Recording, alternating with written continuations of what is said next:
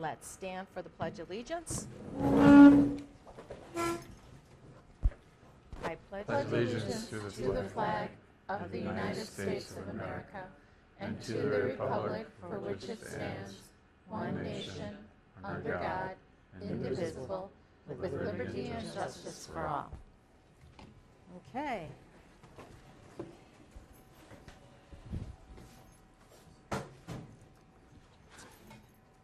Verification of notice. The meeting was duly noticed at the 3 regular places and on our website. Okay, we'll move on to public comment for our Oakland residents. If they would like 3 minutes to speak, please come up and state your name and address if you'd like to speak. Okay. I'm going to have my phone in here, so you will have to tell me. Okay. Thank you for having me. My name is Sheila Palinkas, N4233 Alpine Village Lane, Town of Oakland. Just have a few quick comments for tonight. At the annual meeting of the electors, there were at least 3 motions made by town electors, 2 of which called for town meetings regarding fire and EMS services as well as short-term rentals. Albeit those are advisory only, they were requests that were overwhelmingly passed, and we still have not seen any action on those items. I do wish to acknowledge some of the work that has been done by fire chiefs with respect to some reports that have been posted on the website, and one that was given at a recent meeting. That is a good start, and we certainly appreciate being able to look at that. As far as the fire and EMS audit, as far as the town of Oakland is concerned, that still hasn't been finished to my knowledge, and as of May 31st of 2024, there were at least 1.4 million in new loans that were taken out by the Fire Commission to purchase a house, a fire truck, and an EMS. And our contribution to that would probably end up being about 47%. So those are definite concerns that we have about getting that audit addressed, especially if they end up having to close that operation down. I would hate for us to be last in line to get paid for anything that we are owing. So, and that is all I have. Thank you. Thank you. Thank you. Is there anyone else who would like to make public comment? Okay, seeing none, we will move on to approval of the minutes from our June 16, 2026 meeting. You have a copy of that in your packet and had time to review last week. So the corrections were Yep. made on this? Yes. Yep, they are made as soon as you send them in. Okay, thank you. And I'll make a motion to approve the minutes of the June 16th, 2026. I'll second. Okay, we have a motion and a second. Any further comment? Hearing none, all in favor of approval of the minutes from June 16, 2026, say aye. Aye. Opposed? Okay, motion carries. We will move on to number 5, Fire Chief's reports. Would you like to come up? Sure. Welcome, Chief Peterson. Thank you for coming. Thanks for having me. Michael, nice to see you. Nice to see you, Chief. I know you have a busy night, so I'll go quick. Really great news. We have 2 people in paramedic school. One just took his National Registry test and passed. So we're real proud of firefighter paramedic Justice Reith. He's exactly what we're looking for. He's a part-time member that we had invested in and ultimately promoted to a career status. Was an EMT basic, went to EMT A school, and then ultimately to paramedic school and just passed. So in a time where it's difficult to get really quality staff, especially paramedics, that's how we want to invest in our people and bring them up through the farm system, so to speak. So we're real proud of him, and that's a real great addition. It was about an 11-month process to get him to this level of training, so it's really going to pay off for us. Caitlin Farrell's one of our part-time firefighters. She just entered the academy, so we're pleased that she's moving along with her career. Our truck, 8177, we talked about that last month. That's due back from repair this week. As you know, we talk a lot about our community outreach, and we just did a blood drive at our station. Pleased to report, out of a possible 40 positions during the 8-hour day, we filled 37 of them during the blood drive, and the Red Cross is real thrilled about that. And we thank firefighter, paramedic Jerkins for all of her work on that, and she has worked with you in the past. So that is all I have, unless you have questions for me. Thank you, and thank you to Mick. Please give our thanks to her. Thank you. Thank you. Thanks for the report. We'll move on. Welcome, Chief Ross. Thank you for coming. Good evening. Let me. So my report is standard as I present it normally, with the run times, with the information that our department's doing, the graphs.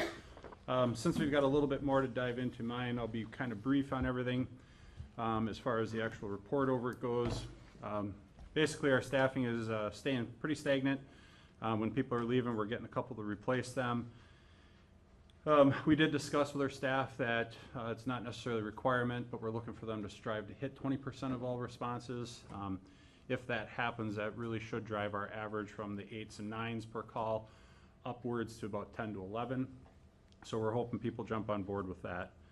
We responded out of our area 7 different times this year, or this last month in June, for assisting our neighbors: Lakeside Fire District, Jefferson Fire, Watertown Fire, Fort Atkinson, Waterloo Fire, and Johnson Creek. We did have the structure fire in the town of Oakland at Breezy Knoll on County Highway A, and we also had a missing swimmer incident on Sandy Beach. That was our dive team's first deployment after being renewed. They did a really good job. Once that we had a more definite location on the victim, they found that person really quick. Life-saving efforts were attempted with Ryan Bros, and we also had UW Medflight on scene, and they worked very diligently, but unfortunately the person succumbed to their injuries. With that, I'm going to kind of dive into probably one of the hot topics. That social media is a great thing. I like social media. It's a way to broadcast a lot out there. However, there's a lot of negative stuff that can come out of that, especially when people do not have the right answers. They don't have the information. They're going off of opinion based, they're going off of hearsay. And tonight I kind of wanted to take the opportunity with talking with the town board chair to kind of go over a few things there. First and foremost, the Lake Mills Fire Department had a great response. We have nothing to hide. We have nothing to try to make excuses on. The call went excellent. We had 14 people on scene from the Lake Mills Fire Department itself, which was a majority of the personnel that was on scene. So you're talking about the Breezy Knoll fire. Fire. And basically the card worked as it was designed. Exception to this, I did request that the Sheriff's Department send the town board a letter kind of explaining as to what happened. So that way you weren't taking it just from me, but you were hearing it directly from the 9-1 County Dispatch Center, and I'm not seeing any representatives from them here tonight. If they weren't going to send a letter, I was hoping that they would be here to kind of give some explanation as well. What occurred that morning at about 4:50, a passerby noticed fire coming from one of the trailers inside the trailer park. The call went to Jefferson County 911, and the dispatcher started their process of collecting information and then dispatching it accordingly. However, what occurred is the dispatch unit center dispatched the wrong card. We're going to get into MABUS cards a little bit later, and I have some examples up there. And our MABUS cards are posted out on the internet under Wisconsin MABUS 118. Anybody can go out there and take a look. You can click on any of the fire departments in Jefferson County. We have neighboring departments on, or neighboring communities on there. And you can click and you can see our cards.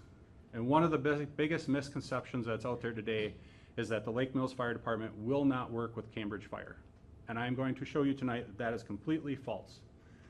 Any statements that you see out in social media, that is false. That is people trying to incite fear, rumor mongering, fear mongering, and simply trying to create their own narrative. My department was dispatched for what was called our 8811 card, which is the city structure fire for hydrant areas. Last time I checked, I haven't seen any hydrants out in town of Oakland. That was our first flaw that occurred because of a dispatch error. In dispatch, humans do the dispatching. Human error is a factor in everything that we do in the world. There's always an element of human error. With the training that my folks have, the professionalism that they have, they were able to immediately react on their heels and adjust as needed. The first thing when I got on scene was to ensure that we were going to focus our strategy on taking as much water out of every engine that was there, because I had no tenders coming. When this page went out at approximately 4:55, I don't know how many of you practice getting up in bed at 4:55 at the drop of a tone, but there's a lot of things that go through your head. Got to go to the bathroom, got to get going. What did I just hear? When I got in my car, the first thing I noticed was this was the wrong card. I immediately said to dispatch, you dispatched the wrong card. Please check the card and redispatch. I pretty much got nothing that morning. Chief Wagner heard a lot of the radio traffic. He's automatically thinking, as one of the chiefs in our county, that's the wrong card. We need to send them tenders. He hopped in his own tender in Jefferson and drove his tender to my scene without being dispatched. Chief Patterson from Johnson Creek called me and said, hey, they dispatched your wrong card. Do you want a tender from us instead? I said, you bet. I asked dispatch to redispatch a card when I was leaving my house. I live in the town of Fulton. I live just on this side of Edgerton. I asked dispatch to dispatch us the card 8822 because I knew what had already kind of gone en route, what had already kind of came over the air, and where I needed tenders from. I picked a card that had the least amount that was already en route or active to give me tenders. So I dispatched my 8822 card. I drove from my house and got down to the sports club down here, and a gentleman by the name of Josh Nettersheim called me or texted me and said, hey, they haven't dispatched your card yet. That was 12 minutes. I don't know what happened in dispatch that took 12 minutes for them to dispatch me the right card when I had requested it. They're not here tonight to talk about it, and they haven't sent you a letter to discuss that. I talked about the neighboring departments and how they ended up, jumping in the appropriate manners. The timestamps from that night, all my timestamps come from this sheet that's on the screen right now. Every call that at least I get, I'm assuming the other two chiefs get the exact same in their mail, but this is tracking our times. There's information in there telling us when we're on location, when we're en route, when we're on scene, who's en route. There's all sorts of information that does come on that sheet. We were dispatched at 4:55:04 in the morning. Individual from my department acknowledged and was en route at 4:57:50. That's 2 minutes and 46 seconds from dispatch. That's 4:30, 5 o'clock in the morning, jumping up out of bed, getting dressed, getting to your vehicle, grabbing your keys, making sure that you've got your head on straight, and you're heading to the scene. I know that one of the chiefs say, well, geez, what can a guy in a pickup truck do? There's a heck of a lot. That person can get on scene, can get an understanding of, do we have victims? How far is the fire spread? Where's the fire located? How much water are we going to need? Do I have adjacent structures? There's a lot of things that a person can do. The first LMFD person was on scene at 5 o'clock and 12 seconds, 5 minutes and 8 seconds from the time that this dispatch happened. LMFD's engine was en route at 5:01:42, 6 minutes and 38 seconds from dispatch. My engine rolls out the door with a minimum of 4 persons on it. That's 4 people that have to get up, drive from their house to my station, get on the truck in their gear, and head this direction. The first LMFD engine on scene was at 5 o'clock, 5:08 and 8 seconds, 13 minutes and 4 seconds from the time of dispatch. All of my times are referencing back to dispatch. I would put that time up against any fire department in this county. I think our members responded well. to only receive criticism on social media, that we will not work with Cambridge. And again, I will show you here in a few minutes. We are working with Cambridge. Extinguishment and water on the fire was 5/12/19, 17 minutes and 15 seconds from the time of dispatch. We had water on the fire and containing the fire. Again, I would put those numbers up against a lot of departments, even full-time departments. I did receive an email from Chairperson Graffin, public comments, and I urge all of you, when you get public comments, make sure that you ask yourselves the question, facts versus rumors, intentional rumor mongering, intentional fear incitement. I ask that chairpersons and town board members ensure where their information is coming from. When someone comes to you, ask them where they got that information. Do they have the sheet? Did they do an open records request to get that sheet? I can tell you the county just doesn't send that out to anybody. I've asked for the open records request of this call and I still haven't gotten it, and I've asked them twice. Where are they reporting this information? Is it social media? And what type of background or what do they have this fire acknowledgement to understand and what they're talking about when they're putting out there? Or what is their narrative? The other one was to explain how the call went out in the various departments and why Cambridge Fire was called as the backup to the Lake Mills Fire Department instead of responding to the fire at Breezy Knoll when they would have had to come right past the fire and go to Lake Mills. Chief Wagner and I had a conversation. That morning I asked the dispatcher, because I knew the wrong card was pulled, when Cambridge Fire comes up on air, send them directly to scene. I asked the county for that audio transmission and I have yet to get it. I would have loved to have played it for you tonight, but Chief Wagner heard that message on the radio. If you don't think I want to work with Cambridge, you are mistaken. You know what they did? They took a pass. They said, unfortunately, we're not going to go help Lake Mills. And ultimately what that meant is they're not going to go help their citizen. They took a pass. They have taken several passes on us. Not only my department, but Fort Atkinson I know as well, because Chief Peterson and I have talked about it. Later on, we did get a tender from them based on the card that was pulled. So we did have them come for that. But the engine that they talk about that really could have made a difference, they did not respond. And that pass didn't come until I was already on scene.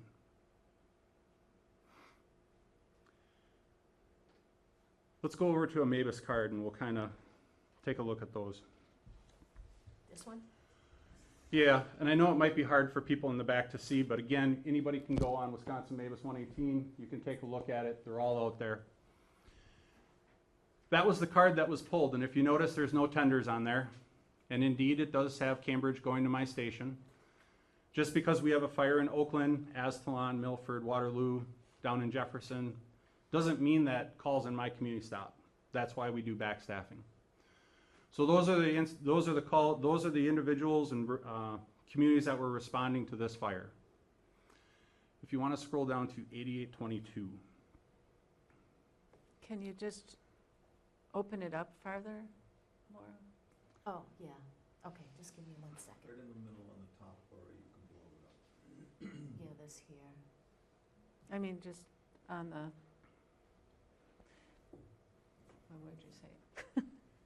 He just wondered if you could maximize this part of it. And not the other. Wendy, And I don't know if you can or not. Wendy, if she just goes like that down on the thing, Let me just come to it and then I Oh, will does try it work? to. I don't know.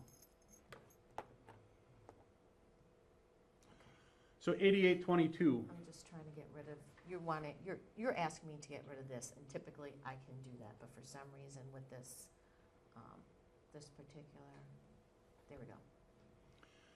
So I went with 8822 based on the idea of departments that were already active, that were already alerted, and trying to pick a card that gave me something different, so that way I was calling for departments that hadn't committed a resource yet already. Again, I don't know what happened in dispatch, and unfortunately nobody's here to talk about it. I don't know what took 12 minutes to get this card dispatched out. And then when they did, it was dispatched wrong. They dispatched it to the working still. A still is basically alarm. means, hey, we might have something, we don't know, there's nothing confirmed. A working still means that there is a working fire in progress. The box alarms after that are simply labeled boxes, and it's just a prepackaged next thing that comes with all those resources. If you go to the card 8832, which is directly below that, and 8822 is north of County Highway B. County Highway B separates the city of Lake Mills in half, basically.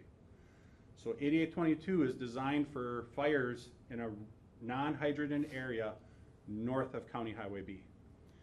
8832 is designed as a card for south of County Highway B. And if you look at a working still, Jefferson, Watertown, and Cambridge. These cards were submitted before April. They go into place in April 1st. I didn't just change this. Chief Evans was given this to review.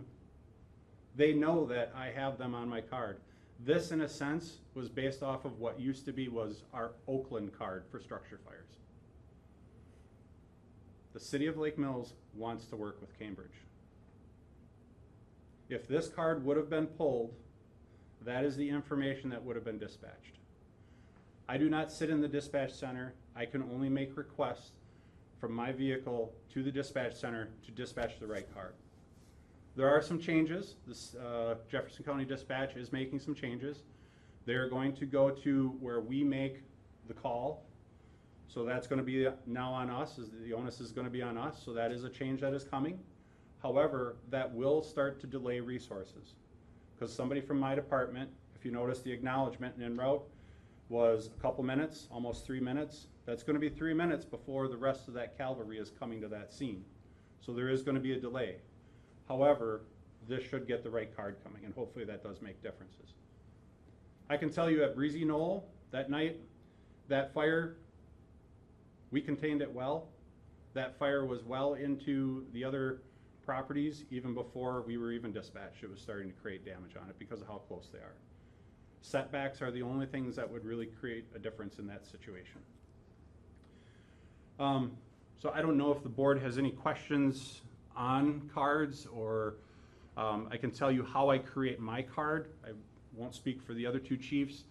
How I create my card is I take basically a bullseye. I take a map and I lay a bullseye over my city, and I go out 1 centimeter rings. And that's who I draw from on each box as I go out. Or I take separate ones from that, so I got somebody coming from further away, somebody from shorter, just so time factor that to getting people there at the right time. That's how I create my cards. I don't play games. I like working with this department. I don't like working with that department. That's not what I do. Public safety is not that type of a game, and you have to do it in an honest fashion. I believe I do it in an honest fashion. I try to draw, because our geographic size from north to south is quite a distance, and that's why I separated it at County Highway B. Some departments are more wide east to west, and they probably draw from different areas as well. I know some departments do different regions, different townships, so there's a lot of ways that a person can do that. If you go through the cards, I'm not going to ask you tonight, because if someone wants to doubt me, we can, but Cambridge is first up on a lot of my cards. Water rescue, why? Because you got Lake Ripley. Simple. It's the closest thing to it. It's not that I don't want to work with Cambridge. I do. They're on my cards. Another question that was asked is, I've heard them being assigned to Lake Mills Fire Department for backup instead of possibly Johnson Creek. It would have left the immediate Cambridge fire and EMS area uncovered, while Lake Mills and neighboring communities in Cambridge and Oakland. Anytime I draw Fort Atkinson up to my area for a fire, they're at some sort of discoverage. Same with Jefferson. Same when I go other places. In the fire service, we can't base it on, well, we might get a call. They have an actual call. They need the assistance now. And you know what? Because I give them good service, they reciprocate the same way.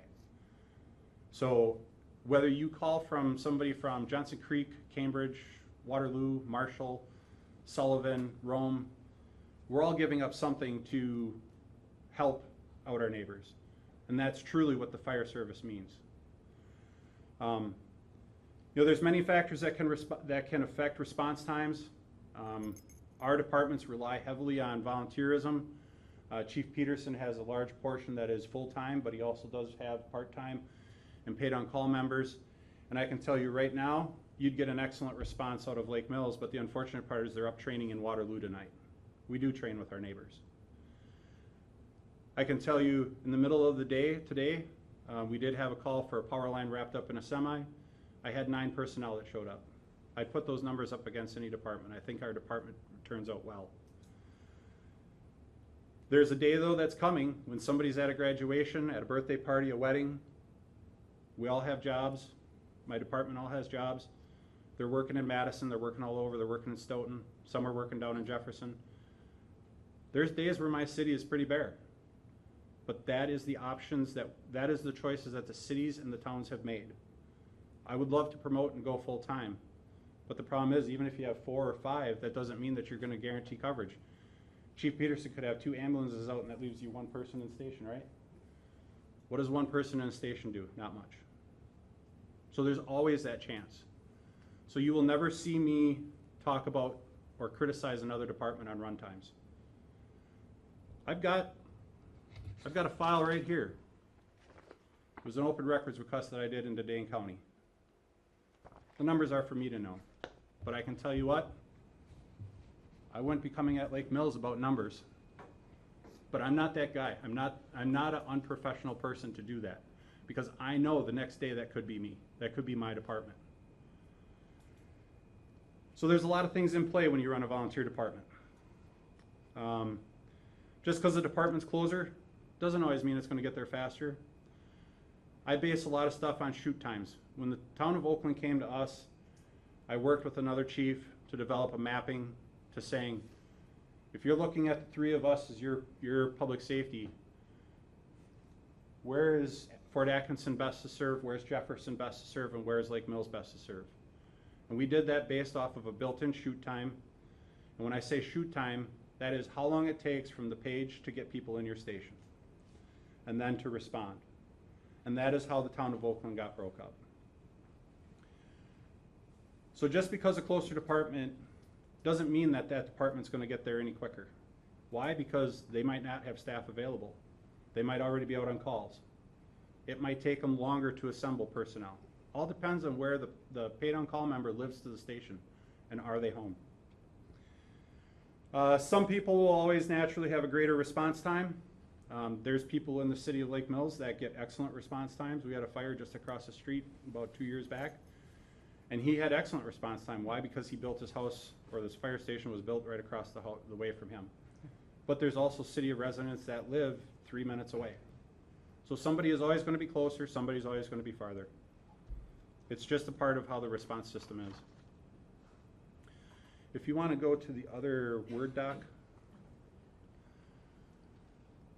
So we're not oblivious. I see social media, and a lot of this comes from the Jefferson County 911 scanner. And there's only certain things that I'm going to talk about on these because they're the parts that really mean the most to me. And I redacted all personal information because I don't feel it's right to call people out. I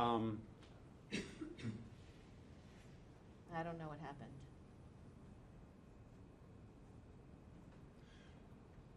Well, I can read it off of my sheet if we don't get it back up.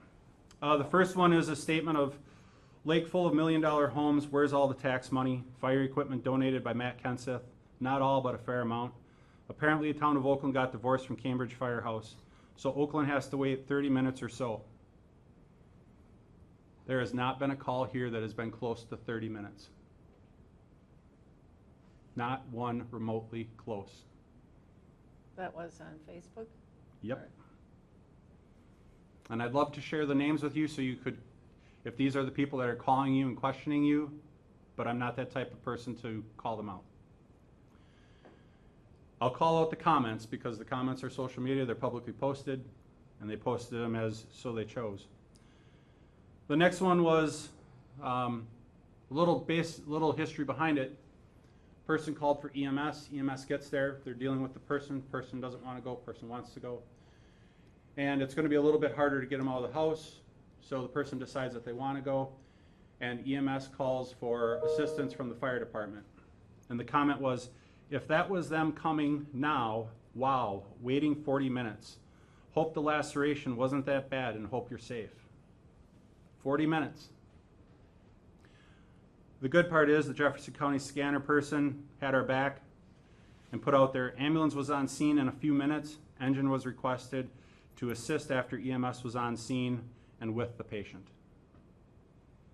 Again, unless people hear the radio and are listening to it, how are they giving you accurate information? And this is a prime example of inaccurate information.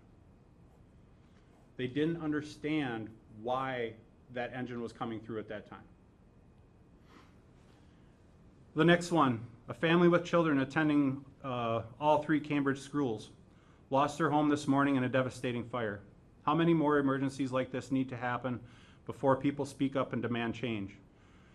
Imagine for a moment that this was your family. Imagine watching your home burn while waiting for help to arrive. Under the current arrangement, the closest fire department, Cambridge, was called to go to Lake Mills Station to cover Lake Mills while the Lake Mills firefighters responded here. I did not do that.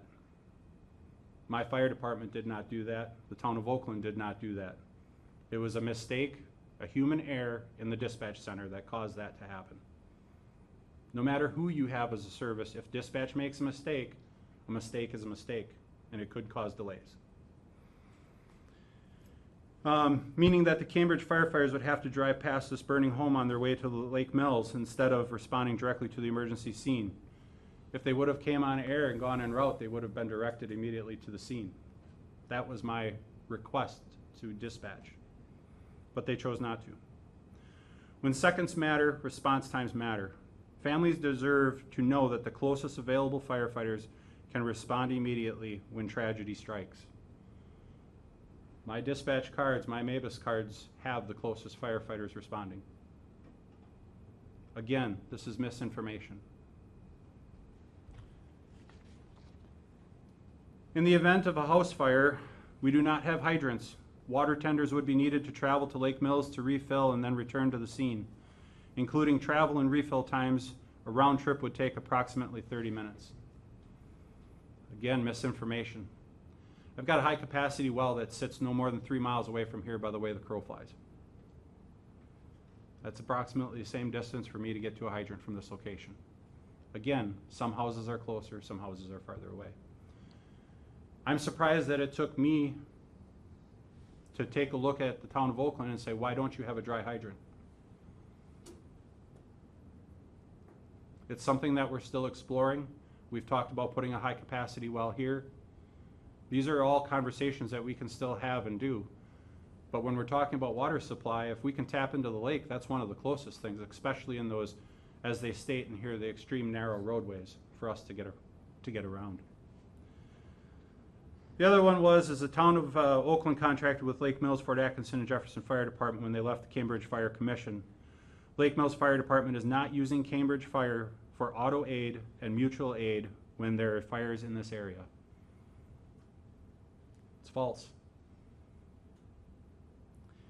We offered our services. If we don't get paged, we can't respond. And if we don't get paged, we don't know about it. If you live in the town of Oakland, you need to talk to your chairperson as well as the town board. It took effect on 1st of January.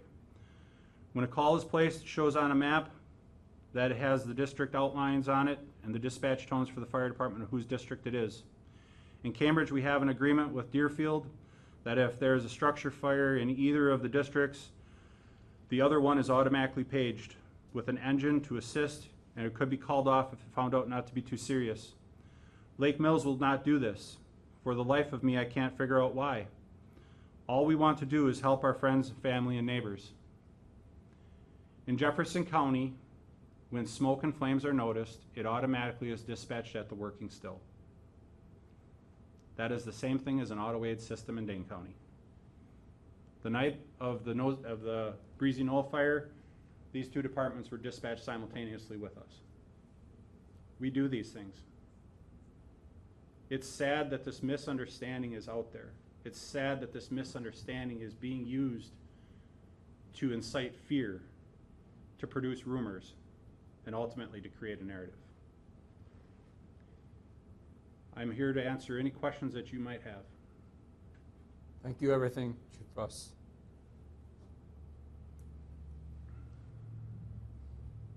I can tell you the other day, one of my firefighters was at the Cambridge Quick Trip. And how bad this is getting?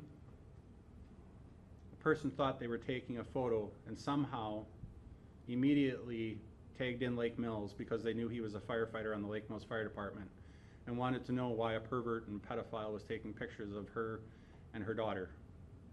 He was sending a post of the Hay Culligan man to his wife who works at Culligan. My firefighters do not deserve this. My staff do not deserve this. We did not come looking for land. We did not come headhunting for land. The city of Lake Mills lost their EMS in 2023. The city of Lake Mills knows what it's like to go from having a service that gets ripped away. And the town of Lake Mills went a year with having the village of Cambridge EMS cover their EMS. I don't even go to their station when yet the years previous they were going past mine, coming further away. But yet it was okay. I didn't see the fear mongering, I didn't see the rumors, I didn't see the nastiness. That says a lot about my people and the professionalism they have for the service. So, if there's any questions, I'm here to answer them. In regard to hydrants, Mm-hmm. in the town of Oakland, there's a hydrant on my front lawn. Are you not able to use that? Out of respect, I have not crossed that line. Okay. I'm just asking. In an emergency, probably more than likely, and I'll deal with the ramifications afterwards. Okay. I just wanted to know for my own mind, because I'm sitting on my front deck and I can see the fire station down that way, and the hydrant happens to be on my lawn, and I'm like, okay, I would absolutely think that anybody could use that. Mm-hmm. Okay. When there is a pass issued, Mm-hmm. like you referenced a pass that was issued by Cambridge Fire Department, who's responsible for issuing that pass? That comes from, in my department, it would be an officer.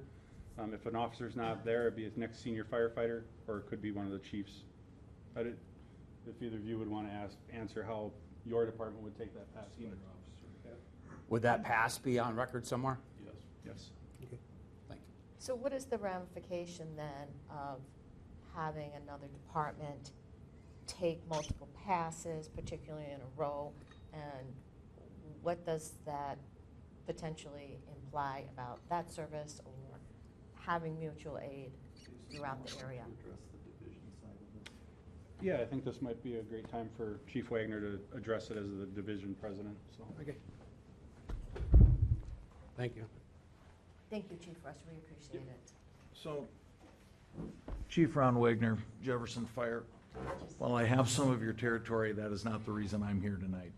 I am the Division Chief and President of Mavis Division 118, Jefferson County Fire Chiefs and EMS Association.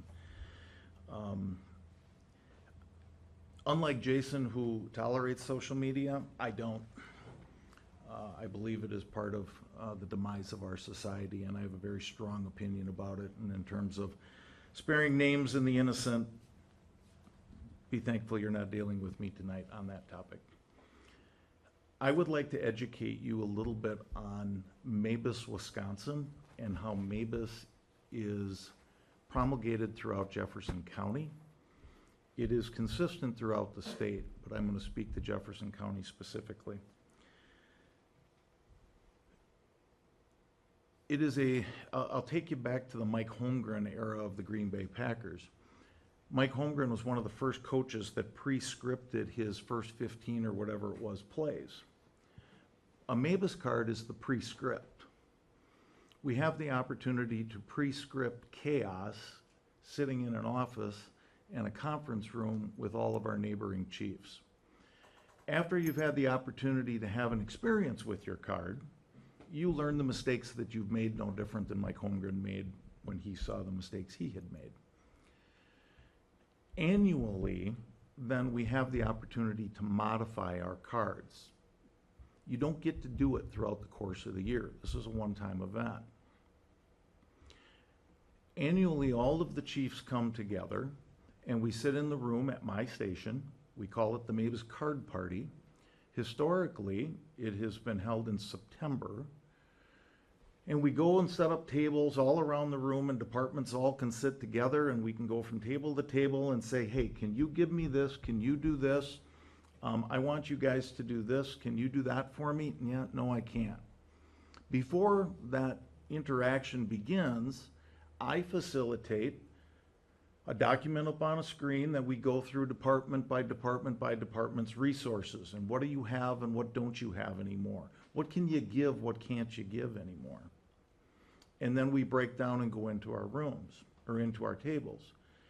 It's an entire night of collaboration with every department within Division 118. It is your opportunity to lay out what you can and can't do, knowing that every day is going to be different within your department, as Chief Russ indicated. By January 1st, the cards are submitted, so I'll back up. So we go through the month of October, you get a 30-day review. Every chief, every department you have on your card gets your card for them to review over a 30-day period to say, yeah, I can't give you that much, or yeah, I'm good here. By December 1st, that process is closed. Assistant Chief or Deputy Chief Josh Nettesheim from Exonia, the Vice President of Division 118, he then takes those cards, Mark Flood, the Secretary from Sullivan Fire, and we look at them for consistencies and we look at them for errors. December 31st, they are in the hands of the state, and they are also in the hand of the dispatch center. So at the strike of midnight, the new cards come into effect. This past year for the transition from 25 to 26, Mavis, Wisconsin asked us to move our date to April 1st. They did that statewide. So April 1st became the due date that our cards went live. We still stayed consistent with our process. So by December, January, we were already collaborating, and our January meeting was who can, who can't. And the cards went live on April 1st. The only way you learn if your card isn't going to work is you get a chance to use it. We've been doing this in Jefferson County since 2008. So by now people got this pretty well dialed in. And if they don't, it's because conditions have changed. So we've all agreed, we've all had the opportunity to say, we can do these things to help out each other. 2 years ago, Division 118 went to an auto aid system, as Chief Russ talked about. 3 criteria need to be met for the phone call. Smoke and flame showing. A phone call reported by a trained first responder, law enforcement, EMS, or fire. Or dispatch received multiple calls on the same incident. That triggers dispatch to page the host department along with that department's working still for that particular card. As Chief Russ indicated, dispatch screwed up that morning. The card they pulled was for a structure fire within the city of Lake Mills. Did that change your fire response out here? No, it did not. Still brought firefighters, still brought fire trucks. Fire trucks have water in them. And they very skillfully and tactfully put that fire out. 18 minutes from the time of page to water on the fire. Now you might think that's a long time. Can anybody tell me here what the national average is for fire response? You can look it up with our friends from the NFPA. Anybody want to venture a guess? What's national average for fire response? Page to time on scene? Anyone want to take a shot? 9 minutes. That's to the time of page, to the time you drive up and say, I'm at the party. Doesn't mean you got water on fire yet. That means you just got there. So now we have to worry about getting set up, and we need to attack the fire. On the fire in question that Jason's a little perturbed about, and I have to say I am as well, 18 minutes from the time of page to water on the fire. That is a fact. That is not the fiction you've read on social media. But I will tell you that's pretty darn good.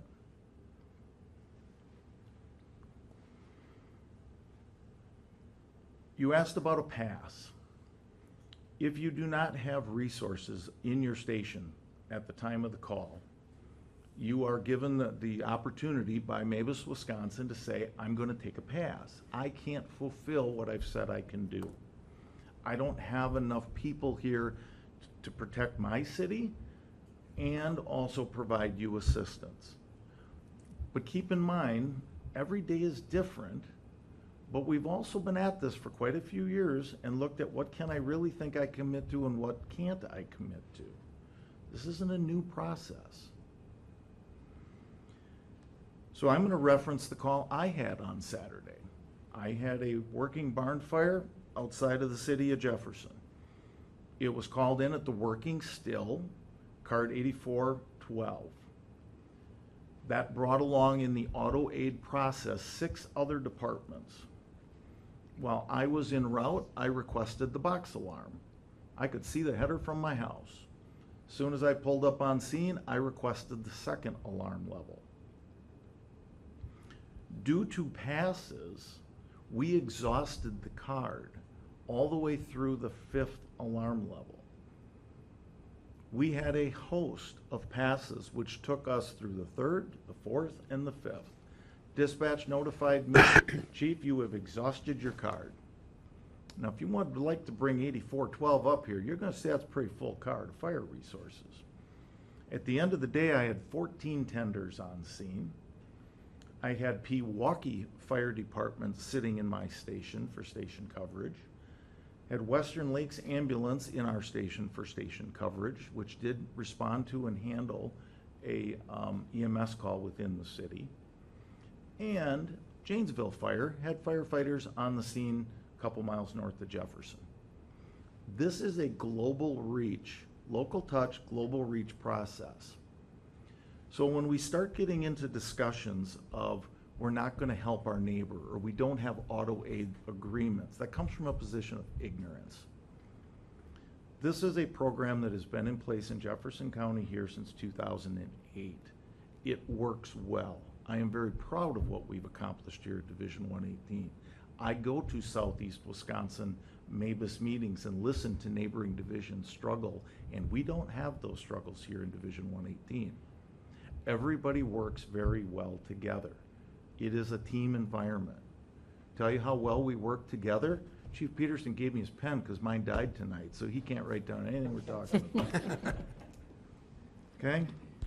So the pass is a problem, or to your question. If I'm counting on a resource coming and it doesn't come, does that create stress? Yeah, but that's why we have built the card to be able to accommodate that all the way down to the 5th alarm. We went to an interdivisional for a short period. We made a request to Dane County that said, you know what? All of our folks are spent. Bring us more from Dane County. We ended up canceling it. But again, we have scripted interdivisionals at the 1st level, the 2nd level, and the 3rd level. That's my role within the division. So if Dane County has a massive incident going on and they need Division 118, they call me. And then we facilitate who from Division 118 is going to go and help in that division as a task force or as a strike team, whatever it is that they may be. Saturday's event for me, yeah, passes took us down to the 5th alarm. Predominantly volunteer fire departments. Even if it's full-time paid staff, quite frankly, that makes it harder because you're not really deeply stacked like you are potentially with extra volunteers. In my case, one of my primary members had a retirement party. I had the Helenville State Fair truck pulls. So a lot of people were busy, a lot of people were tied up, yet we still had a very significant response, but there were neighboring departments that weren't able to fill that.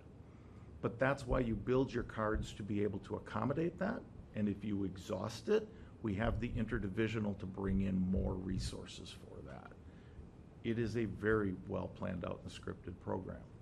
So again, I don't subscribe to social media, but I have read some of the comments that were out there post-incident, and I'm pretty irritated, quite frankly, because the commentary erodes confidence in public safety. If you want to argue facts, argue facts.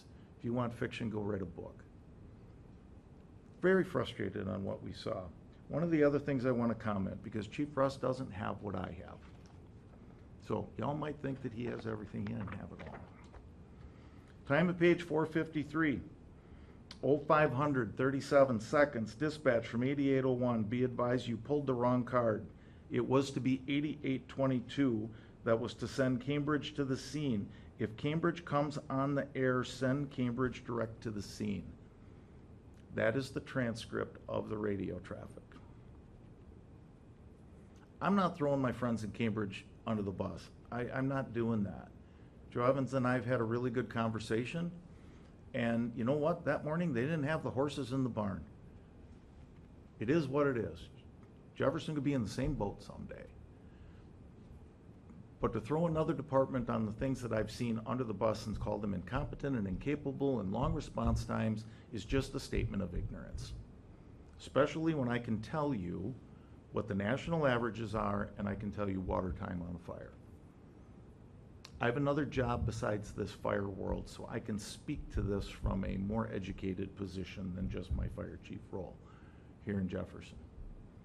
We won't get into that because I don't want to get into a conflict of interest discussion, but I have a little bit of education and knowledge in this. So I have asked the three chiefs, Joe and Jason and Bruce, for us to sit down and talk, and let's figure out where the differences are. Let's figure out where the struggles may be. That is for chiefs to sit in a room and scream and yell at one another and call names, and at the end of the night, we're going to come out like adults. Anything that is other than that erodes confidence in public safety, and that is not acceptable. It is an insult to the people who get up and put their lives on the line for a token. I don't care what department it is, Cambridge, Jefferson, wherever you want to be. So I ask that your citizens knock it off. Let's have discussions like adults. Questions I can answer for you regarding Mavis, Wisconsin, Division 118 and the way it functions, the way these two departments and my department function within Division 118. Does anyone have any questions? So Division 118, since Cambridge is actually in Dane County. They still attend our 118 meetings, and they Okay. are still part of the process. Okay, As is Edgerton, as is Western Lakes. okay, good, Mhm. thank you. Very informative, thank you. Good. If you have questions, give me a call. Thank you, I Chief. got one more thing I want to add. Question was asked, what can you do with one person on a fire scene? Laura, I'm going to send you a link, and I'm going to ask that you share it. It's a Greenville, South Carolina fire study of what you can do with a 2.5-gallon water can. I'll show you the video. I don't need to describe it. You can watch it for yourself. But I can tell you I carry two 2.5-gallon pressurized water cans in the back of my car, which is affectionately known as MV1. I can do a room and contents fire if I know what I'm doing with it with a pressurized water can, and I'll show you the video to prove it to you. It's a Greenville, South Carolina fire test. So I carry 2 of them. Have I used it successfully? Yeah, I have. So if you know what you're doing with it, one person on the scene, room and contents out the window, I can hold that fire at bay with a 2.5-gallon water can until the cavalry arrives if I know what I'm doing. I'll share the link with you so you can share it with others. I'll pass it around. Thank you. Awesome. Thank you, Chief. Thank you so much, Chief Wagner. We appreciate it. And we appreciate all that the 3 of you do for our community. And I can speak for the board that we have the utmost faith and trust in your services. Thank you. Not that I wanted to take any more of your time, but I know this got drawn out a little bit on the lengthy side, but I felt it was appropriate to make sure that the town board is well-versed on the information that's out there and to try to spot and understand the rumors, fear-mongering, and the intended erosion of public safety that you've selected. Unfortunately, it's out there, and our departments are going to continue to do the best job that we can. Some days are going to be better than others, and I would expect no different from any other department in the state of Wisconsin. So, thank you. Thank you. Thank you. Thank you all.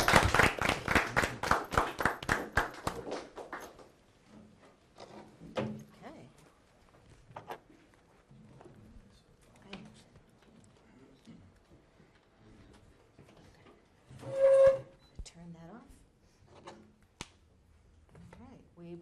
on then to police report. We have Chief Leonard here. Thank you.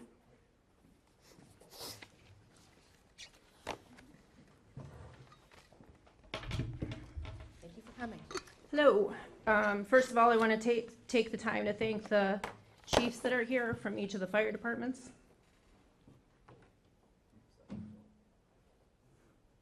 Thank you. They do a lot of work for the town of Oakland and all the surrounding communities. I can hear them on the radio and how much time and work they put in to their jobs. And it is really sad that people are spreading misinformation about what they do and how they respond to this community. And I'm emotional because I've worked with these gentlemen for over 30 years. 30 years of trust that I've placed in their hands, that they have saved lives, they've saved houses and trailers and people's land and barns. And I hope that this community comes together and stops criticizing them. I've known each of them over 30 years, from dispatch on. And I truly thank them for their service. And I hope this community comes together and starts thanking them for their service, because they don't lie and they don't hide things.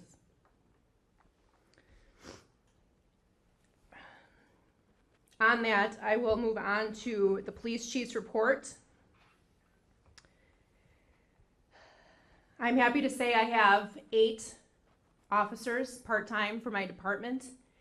I was really getting stretched thin there for a little while, and I've quote-unquote confiscated many officers from the Fort Atkinson Police Department. They're very good officers, well-trained, very knowledgeable in law. 2 of my officers recently attended the DNR seated SFST training in Pleasant Prairie. It's an excellent training to teach them how to deal with intoxicated boat drivers. Because as we know, intoxicated boat drivers are just as dangerous as intoxicated drivers on the road. They can cause a lot of injury and death. So I'm very happy that I had 2 officers that were able to go to that training and spread that information to my other officers. They also had DNR training on Saturday from 8 to 12. It was very useful, especially for the newer officers that just joined my department. They're very well versed in, obviously, law enforcement laws on the road and criminal law, but this will help them to enforce boating safety on Lake Ripley. The police department is currently working on updating the boat itself. I have good news that the boat is in really good working order. I have an officer actually present with me tonight who stated that the boat overall is in good health. So hopefully we'll be able to keep that for a couple more summers and save the town some money instead of getting a brand new boat. I'm working on getting needed equipment such as life vests, life-saving equipment, and all that came through the donation from Enbridge. That's been very useful to me so that I can help save money on the town end and use money that I have been donated by the Enbridge Corporation, so I'm really grateful that they did that for us.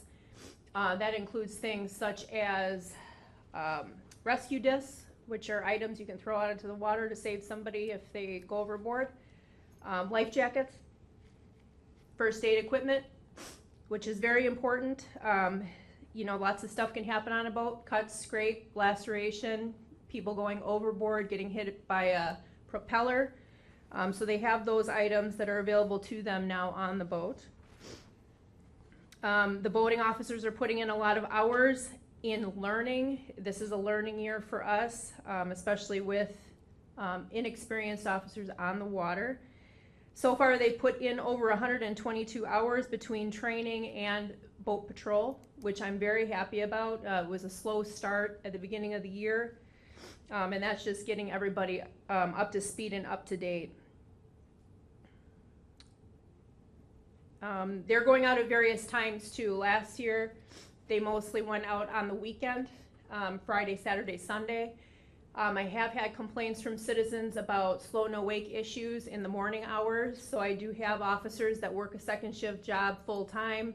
So they're coming out in the morning to catch the slow no wake issues when they can. So far they've been issuing some warnings on that. I think there might have been one citation today. The boat patrol was out there this morning making sure to enforce those rules and regulations on the lake. You're going to notice new uniforms for my boat patrol. They all look uniform now and very professional. They have gray polos with white lettering on the back that says police, so you will not mistake them for just a boating person operating on the lake. They are police officers. I want residents to know that they have the authority to enforce all the DNR rules on Lake Ripley. They have been operating both the boat and jet ski, which I'm very happy about. Last year, the jet ski didn't see much water time, but I have younger officers that like the jet ski, so that has been good. We've been getting a lot of use out of that this summer. We're going to slowly rebuild the boating program. There's lots of things that I've noticed that could be better within the program, and there's the updates with the boat and the equipment. That's very important to me. So we're working on getting all of those things taken care of. I would like to introduce Officer James Mosel, if he could come up here for a minute. Don't be embarrassed. Officer Mosel is a very good officer. He came from Port Atkinson Police Department. I personally work with him down there. I'm very proud of his work ethic. He's very knowledgeable in criminal and traffic law, and actually did work for the DNR for a summer. Yep.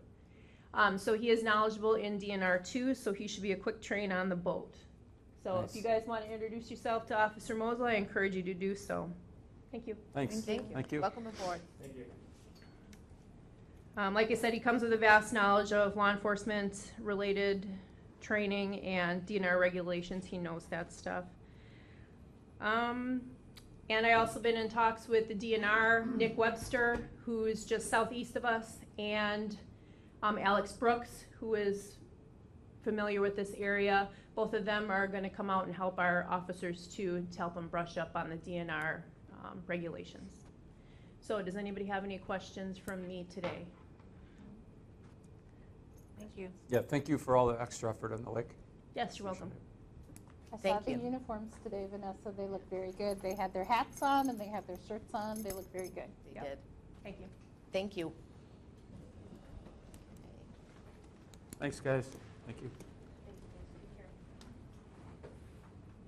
Take care.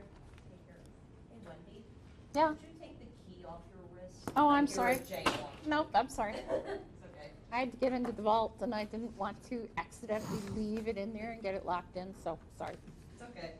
We'll move on to discussion and possible action on request by Ronald and Julie Baden for a variance to allow for placement of a detached garage in the existing R1 zone at a reduced set road setback at N4575 West Shore Place Road, parcel 022-0613-0644-036.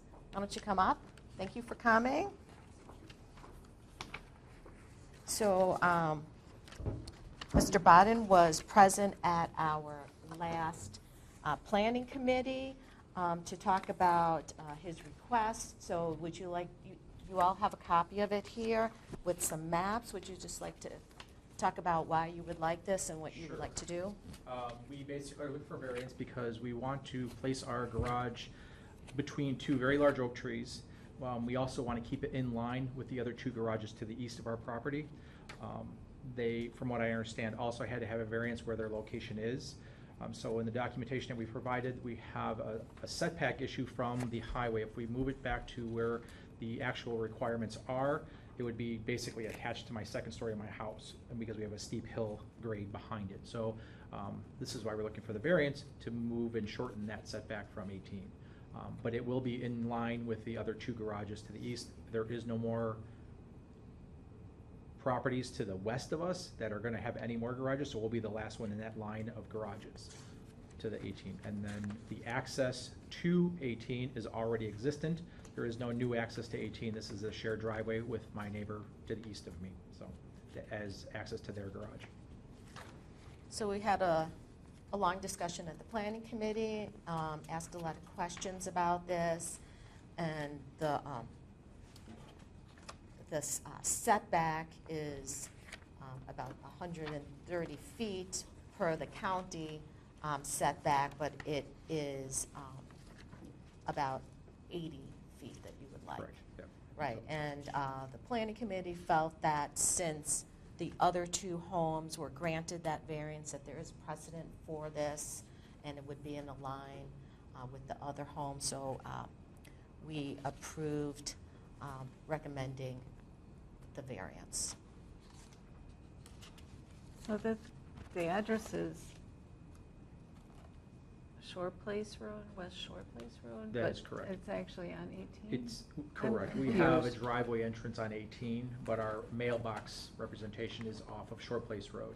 So, and our house is at the front of our property, so there is no space to put a garage in the front of the property based on that Shore Place address.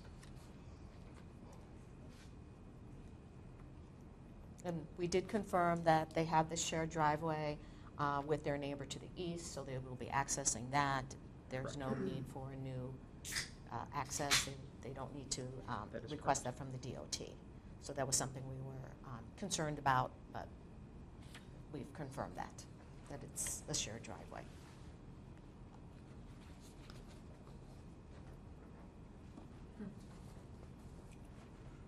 I didn't have time to figure out where this was. I guess I don't know how it... Right past Hope Lake Road.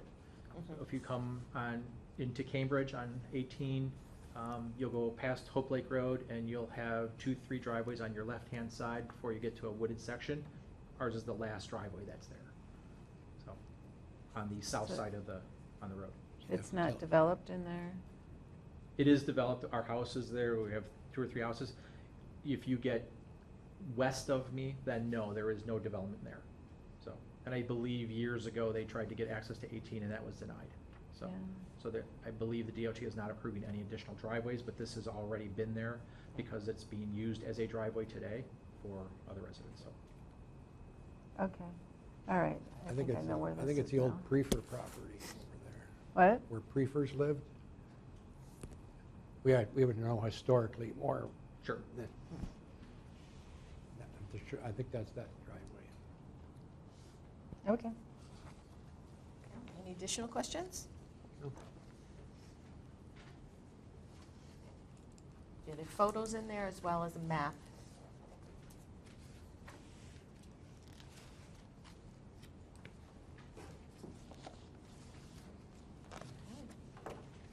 Would anyone like to make a motion? Make a motion to approve the variance as described for North 4575 West Shore Place Road, parcel ending in 036. Okay, we have a motion by Jimmy. Would anyone like to second? I will second that. Okay, second by David. Any further discussion? Hearing none, all in favor of the motion, say aye. Aye. Aye. Opposed? Okay, motion carries. Great. We will send this to the county tomorrow, and they will contact you when the Board of Adjustment next meeting is for you to attend. appreciate it. Thank you very much Thank for your you. time. Good luck.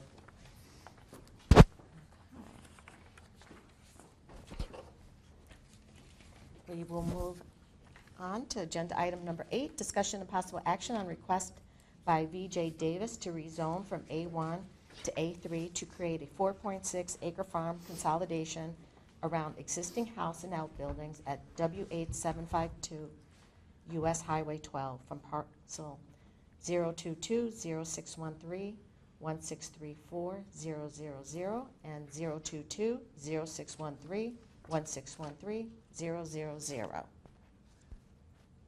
Joanne Davis. Hi, there you are. Slash mom. Yeah, I'm a member of the LLC, and yes, we would like to have it separated from the balance of our farmland, and we're attempting to do that now. so I don't know what kind of questions you want to ask me. You would have received a map showing the outline.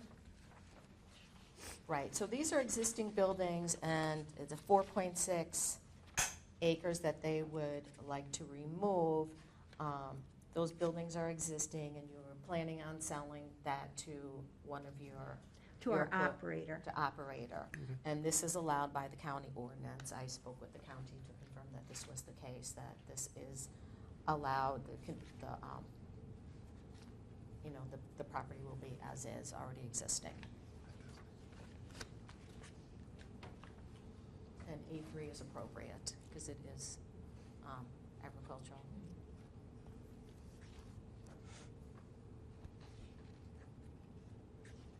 And again, the planning committee approved the recommendation of this application.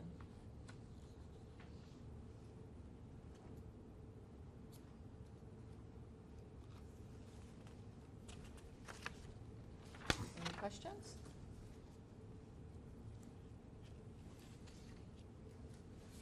Okay. Hearing none, would anyone like to make a motion? You want me to do it? I can make it. I I can will do it. make the motion to approve the Davis rezone from A1 to A3, the 4.6 acres, lots ending in, looks like, for W 8752 US Highway 12, lots ending in 000. Okay. We have a motion by Jimmy. Would anyone like to second? Second that. Okay, David seconds. Any further discussion? Okay, hearing none. All in favor of the motion, say aye. Aye. Opposed? Motion carries. So we will send yours to the county tomorrow as well, but you will be going to the Planning and Zoning Committee for your request next. Okay, and when would that be? Do you They have a will date? contact you about that. Okay. They'll let you know when it will be on the agenda, probably Okay. in the next couple of weeks. All right, thank you. Thank you. Can we get a copy of the planning committee? There should be one I didn't in, see- I'm sorry, Oh. did you, There. I might not have got, Oh, I was like, did you find it? I don't have it. Okay. They were still in the process I of asked doing board of review. No, I've got one right here. I just didn't get it over to you. Is it, you mean because they for were the, still using their which docs here. minutes? There is a copy there of the minutes. go through this? So the recommendations are in here. The recommendation should be For the in your planning committee? packet right here. Here's the recommendation. This is the page, but the minutes. For the, I'm just looking for the planning committee minutes that show this, yes, okay, This is what we'll discuss later okay, with the, okay, thank you. The planning committee minutes, but you can see on the other two planning, we now don't send the minutes. We have the sheet that was first on there, and that is just the recommendation sheet that we sent to the county. So that has all the information that you would need.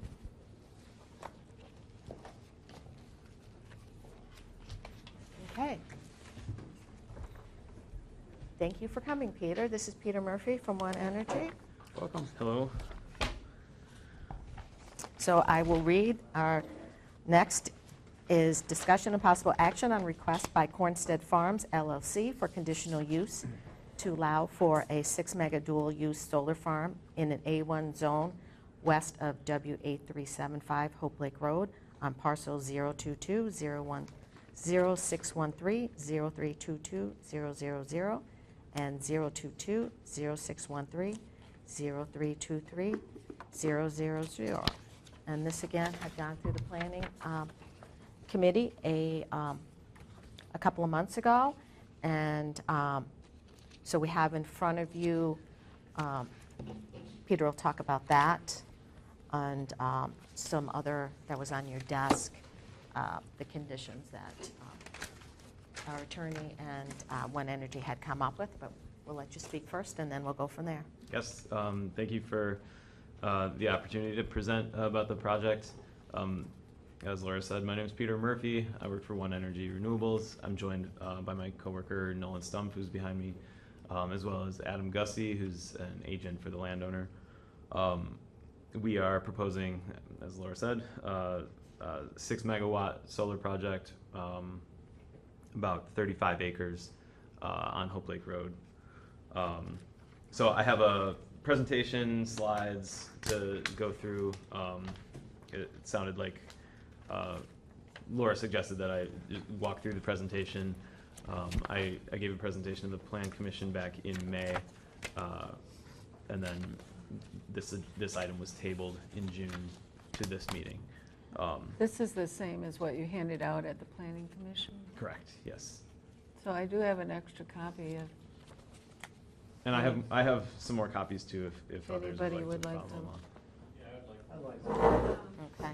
And so all of the board members received an electronic copy of their application. It was not put in the packet just because it's very long, but you hadn't, that was sent out last week, early last week. Does everybody have one then? Looks like they've got enough. So, by way of an agenda, we'll talk a little bit about background, components of the project, our land stewardship efforts, community benefits, thank you, and frequently asked questions. You have an extra packet there. I'll take it. Oh, here it is. Thanks. Okay. So, like I said, One Energy, we are a developer of renewable energy projects. Our main projects are our main kind of bread and butter of our niche that we occupy is community scale solar projects. So not the really large ones generally, not the ones that are hundreds or thousands of acres, but generally in this size range. So 30, 40 acres, that I guess 20, 30, 40 acres, that type of thing. Our largest office is in Madison. We've got over 50 people in the Madison office. We're a national company. We have offices in Seattle, Portland, Bethesda, Maryland, and Boulder. Then folks work remote as well. But Madison is our kind of flagship location.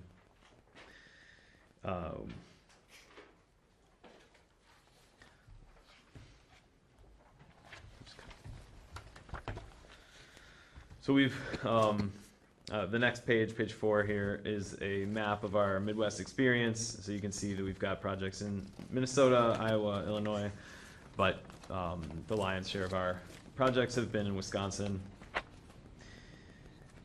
55 projects, Wisconsin projects, are currently operating. The nearest one is the Rock Lake Solar Project that was constructed last year in Waterloo. As you're going down 94 to the west, if you kind of, it's mile marker 256, but if you kind of crane your neck, you can see it. Page 5 here, folks often ask, how is a solar project sited? There's basically 3 main criteria. The first is a suitable site, so relatively flat, free of shade, as you can imagine. You want to be relatively free of trees and any obstructions for sunlight to reach the land.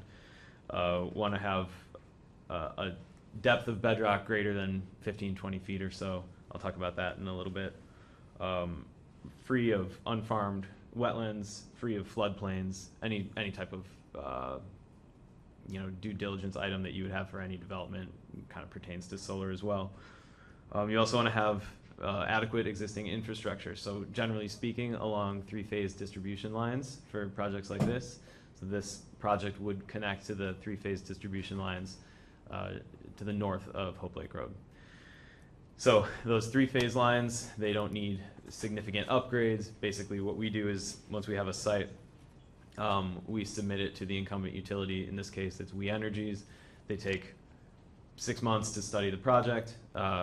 They tell us what upgrades will be needed on the distribution grid in order to accommodate a solar project of the size that we would then be proposing. So sometimes that can be very expensive. Sometimes it's not as expensive. We've had good luck with this size project, and indeed we received distribution study results for this project, 6 megawatts at this site, and it is economical to interconnect. The third factor is a willing landowner partner. So Cornstead Farms LLC is owned by Scott and Kim. They are willing landowner partners. They would be leasing the land, not selling the land. It's about 35 acres of their larger, they have a larger farm that's about 350 acres. And the lease lasts for 30 years with 2 10-year options to extend, so 30 to 40 or 50 years potentially. The reason for that time scale is that the solar module and the variability of that time scale is that the solar modules themselves are warranted for 30 years. And so you expect them to outlast their warranty. But in the event that they don't, then that 30-year lifetime that's a point at which the lease can end. If everything's going well and it's producing power at an exceptional approximate nameplate capacity, following, there's a degradation curve. You expect to lose about 0.5% per year across the industry. That's kind of the acceptable degradation rate. So you'd expect to be at about 80% of nameplate capacity at the end of 30 years. A lot of projects, solar on roofs and schools and hospitals, have been operating for longer than that. So the 30 years and then you're done. You wouldn't redo it for another 30 years? 30 years, the lease lasts for 30 years with 2 10-year options to extend. So it could be 30 years at a minimum, potential for an additional 10 to make 40, or an additional 10 after that to make 50. And there's no way you would extend it more than, start over again. I'm sorry. No, that's not what we're proposing. That's not being contemplated in this proposal. Okay. The next page, page 6 here, has just a map of the location, give folks a better sense of where this is. So from here, you just head up A, hang right on Hope Lake. It's on the south side of Hope Lake Road. The north side is Town of Lake Mills, of course. Next, we'll talk a little bit about project components. So, page 8 here, the components of the project include bifacial solar panels, single axis trackers, and steel racking. A little bit more information on the following page, page 9. But we'll start with the bifacial panels. So solar panels, like what you would put on your roof, are monofacial. That's kind of the industry standard until, I don't know, eight years ago or something like that, when bifacial technology kind of came to the fore. Essentially, the solar panels look the same on the bottom as they do on the top, and you can see in this picture, you're looking at the back of the solar module. The reason they do that is because they can take advantage of the solar albedo effect, which is the reflection of sunlight off the surface beneath the solar panels, or off the earth, right? So in the wintertime especially, the snow is quite reflective, and so you can actually get a energy production boost from whatever the sun is reflecting off of. They're monocrystalline solar cells. So folks sometimes ask about thin film solar, which has cadmium telluride in it. We don't use that type of solar cell or that type of solar module. We'll talk a little bit more about that in the FAQ section, but these are really high quality modules. They're produced in a factory in Houston, Texas. So American-made modules. They are mounted on top of a single-axis tracker. So as you look at this picture, there's this steel tube, running along the length of the modules are mounted on top. That is running north and south. So the modules pivot. They start 50 degrees facing east in the morning, and then they track the sun slowly throughout the day facing west at the end of the day. They do that on that torque tube that's running north and south. The torque tube stands at about 5.5 feet tall, 5 or 6 feet tall. It's sitting on top of a steel I-beam that's sticking out of the ground, has a reveal of about 5 feet. It's embedded directly into the ground. As you can see, there's no concrete footings or anything. It's just embedded directly into the ground. and the depth of that is around 10 feet. So that's why earlier I mentioned you want to have depth of bedrock deeper than 15 feet or so, just to be on the safe side. At their tallest extent, the modules are about 8 feet, pending topography. So you could have. So what if it's sandy? Oh, we have a geotechnical analysis done as part of our due diligence. Usually it happens after permitting. Usually it's after the crops come off in the fall. But they basically put test piles in, and then they pull in different directions and establish what the depth underground needs to be based on the soil type, the hydrology, and everything. So if it's sandy, that's okay. It's basically like, it's maybe another foot or two of embedment. So, and then we order steel based on the results of the geotechnical analysis. The next page, page 10, additional components, the inverters. So inverters convert the direct current that flows from the solar panels to alternating current, which we use on the grid. The inverter, there will be 24 inverters on the project. They'll be centrally located, central within the site. They're all kind of combined like that. And then there's 2 transformers. We get our transformers from Eaton. They're made in Waukesha. There will be 2 of them. They're mounted on steel skids. So they bring them to the site, lay the skids on top of, again, steel I-beams. Oh, forgot to mention, the inverters themselves are also mounted on those steel I-beams. All of this is on an aggregate pad. And so the aggregate pad is kind of central in the project, and there's nothing's paved. There's not like a paved driveway, it's all aggregate.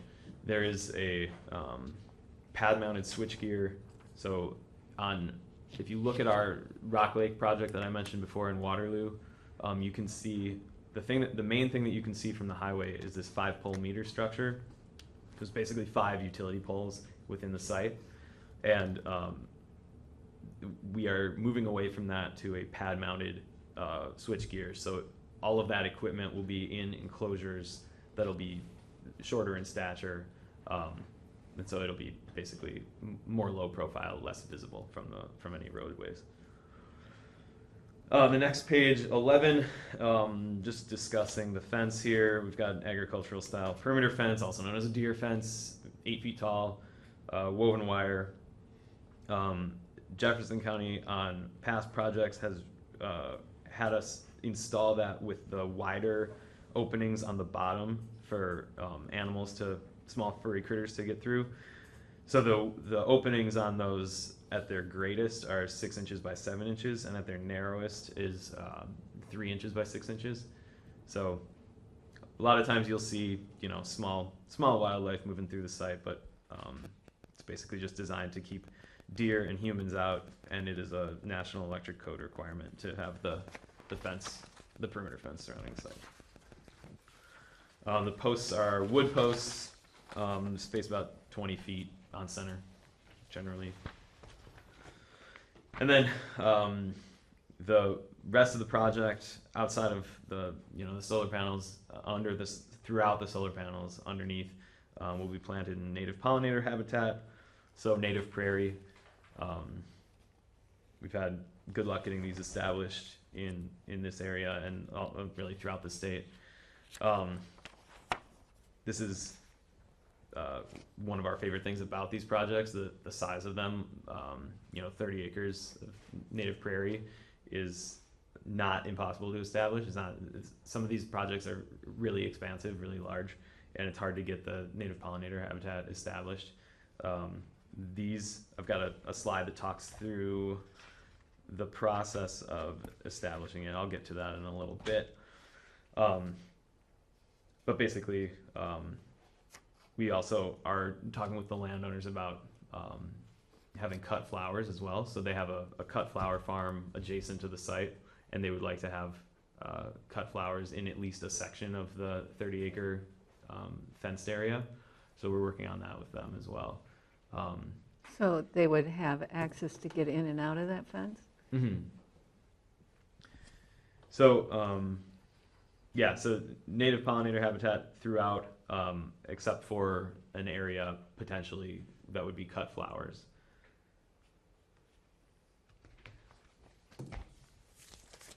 The next page is the site plan. So just picturing kind of driving in from Hope Lake Road, turn to the south along the aggregate access drive. There's a gate at the northeast corner, and then there's a gate at the very southeast corner as well. As you drive in, you can see the equipment that I mentioned before, the inverters and the transformers, and then the switchgear, the pad-mounted switchgear are all kind of central in the site. The project itself is set back from the road about 480 feet. There's a transmission line to the west. South, you can see it depicted in the site plan here on the southwest. Those transmission lines have nothing to do with the project, but there's, just to say, basically there's infrastructure here already. Again, this size project connects with the existing three-phase distribution lines. So we're showing that being underground all the way up to Hope Lake Road, crosses the road, and comes up the existing utility pole there. Excuse, do you need to pause for a second? Yes, I do need to pause for a few seconds to preserve the audio. So give me 1 second. All right, you are free to resume whenever. Alrighty, thank you. On the next page, just kind of walks through some of these items that I just spoke about. Page 14 now. This project will have produced the equivalent of about 1,600 average Wisconsin homes. It's about 12.6 million kilowatt hours per year. So roughly, rough numbers, 50 homes per acre. And those are all We Energy homes? Yeah, that would be, yeah, so the distribution, this would connect to distribution lines on We Energy's distribution system. So that doesn't include a lot of Oakland homes. Next, we'll talk a little bit more about land stewardship. So, as I was kind of alluding to before, benefits of native pollinator habitat. Basically, when you put in native pollinator habitat, these are perennials. They're low stature, but it's similar to the seed mix that would be like CRP, just not species that grow up tall, because basically we want to have it fully vegetated, and we want to have species that are not going to grow over the low side of the modules when they're at full tilt, right? They have deep roots. They restore the soil compared to row cropping. You see a lot higher volume of plants per square foot than, say, corn or soy. And so at the end of the 30-year or 40 or 50-year life of the project, you're going to have really good land here, rested land that's going to be ideal for farming. My coworker is a botanist, and she always points out that there's less than 0.1% of Wisconsin native prairie left.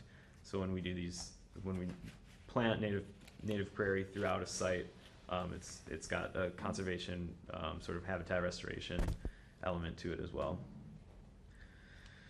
This, on the next page, 17, is the process of establishing a native pollinated prairie. So, it's not something that happens overnight.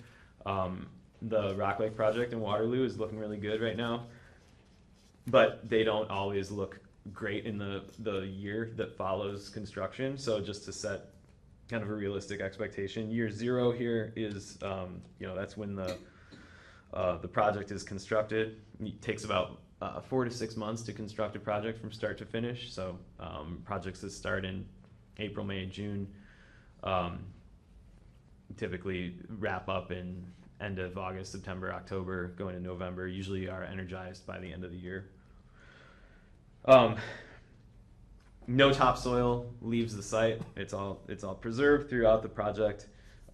Even when we have some civil work to do, which we try to avoid, but there's usually a little bit of civil work is required, a little earthwork.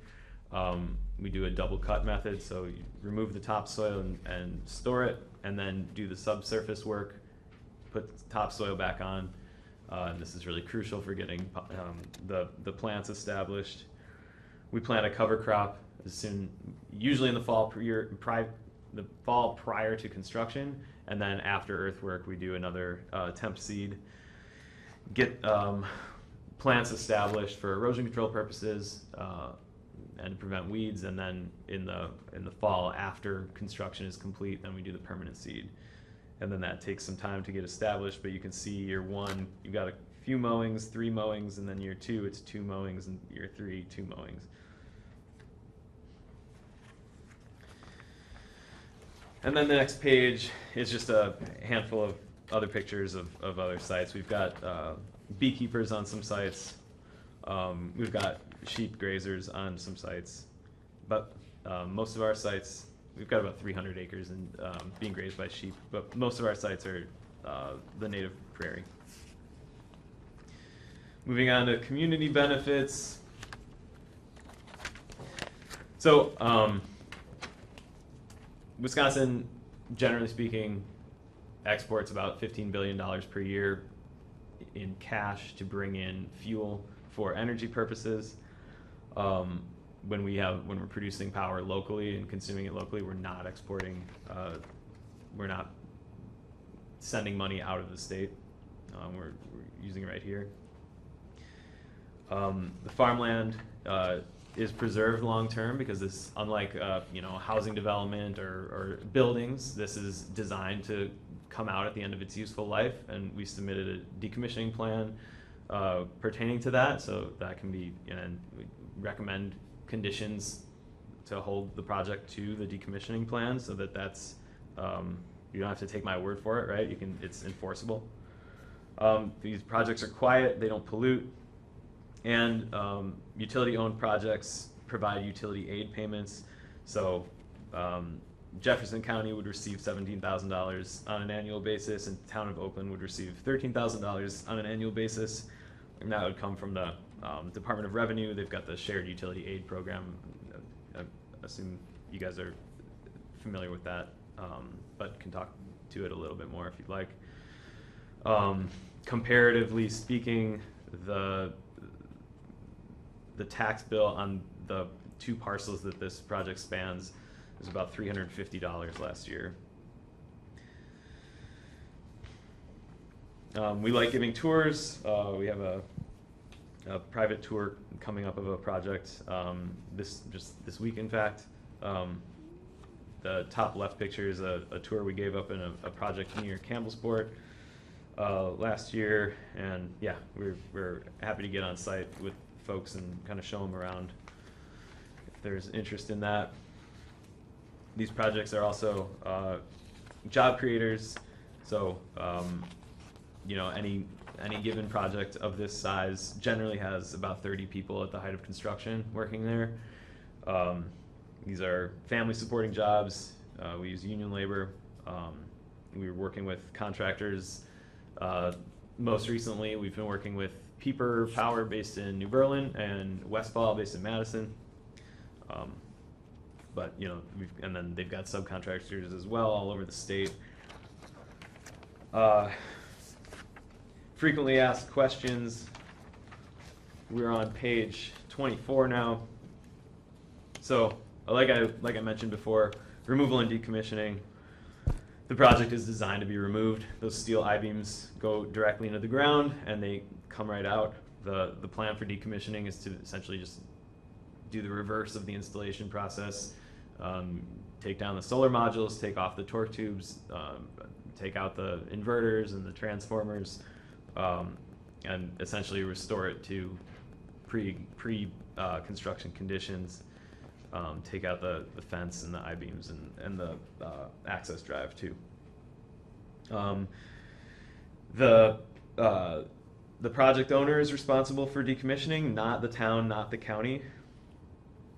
And folks often ask what happens to these materials. The solar panels themselves are made out of aluminum and glass and silicon. Even today, they're being recycled. We work with a couple of recyclers, Ontility and the Retrofit Company. And so it's a very predictable market where projects like this and similar ones that are much larger in scope will have an end of life. And so often modules can be reused elsewhere. There will likely be a secondary market for solar modules. But then the rest of the project in terms of mass is pretty much steel and copper. The next page, 25, frequently asked questions about project costs. So a lot of times in presentations like this, I kind of have to essentially update folks' understanding of what solar costs. A lot of times we operate, we learn something new, solar, maybe we heard about it 15, 20 years ago for the first time that it's kind of viable, but it's maybe too expensive. And back in 2009, it certainly was, as you can see from this chart. The cost of electricity from a utility scale solar project in 2009 was basically astronomical, untenable certainly for purposes of commercial energy production by a utility. But in the intervening years, the price of power from utility scale solar is now the cheapest and continues to be.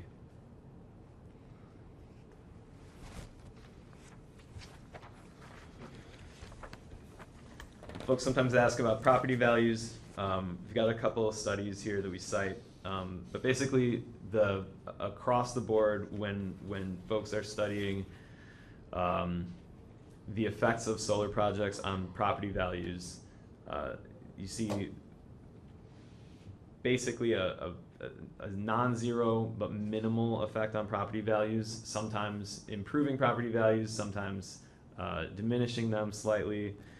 The main factors around property values are controversy, availability of green space, and visual screening. So like how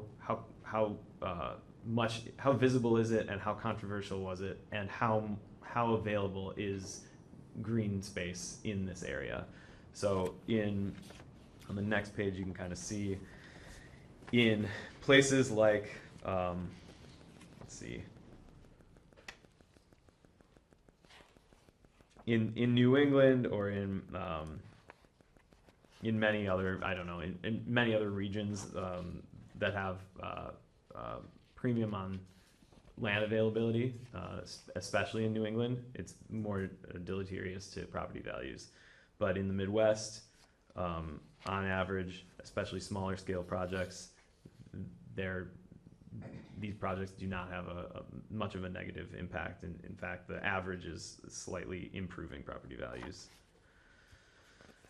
This is from a study across 8.8 million properties. Folks often also ask about health and safety. Is solar gonna make me sick? Do they leach chemicals or anything like that? That is not the case. Like I said, they're made out of aluminum, an aluminum frame, glass, silicon wafers, and then you've got the wire connecting the modules to each other. They're safe for people and wildlife. This picture on the bottom right there is my son. I wouldn't have him on a site if it wasn't safe. They don't create heat zones or radiation or cause storms. I was really feeling for the fire chief when he was talking about social media posts, because that's, I think this heat zone concept and a lot of other things that make people scared of solar are kind of the effect of people just trying to form a narrative on social media but without any facts. They don't cause stray voltage. There's actually this number got updated recently. There's actually over 6 million solar arrays on homes and schools and hospitals and businesses in the United States now. And yeah, the safety is also attestable by the fact that these projects are grazed. People and livestock are in them all the time. Folks often ask too about use of farmland We are by no means advocating for all farmland to be converted to solar, and nobody wants to see that. Really, it would take about 1.5% of farmland in Wisconsin to produce virtually all of our energy needs, or 50% of our energy needs, I should say, during the day. The sense of scale, I think, is really important to convey here as well. So we're on page 30. In Jefferson County, you've seen numerous large transmission level projects, or in other words, projects that are designed to serve the transmission grid. So they produce a lot more power. They're a lot larger. They take up a lot more land. We're talking hundreds or thousands of acres. And they connect to the transmission grid. So the transmission grid can go from, anywhere. It can go up into Canada. It can go down as far south as Louisiana on the MISO grid. And so it's a different animal. The projects that we're developing and that we propose here are distribution level projects. So they connect to the existing 3-phase lines along Hope Lake Road here. And I try to depict in the pictures here, basically from the same relative vantage point, in terms of like where the picture was taken, the size of the project. So 6 megawatts occupies around 35 acres, as opposed to this one, which I think is, I don't know, it's a couple thousand.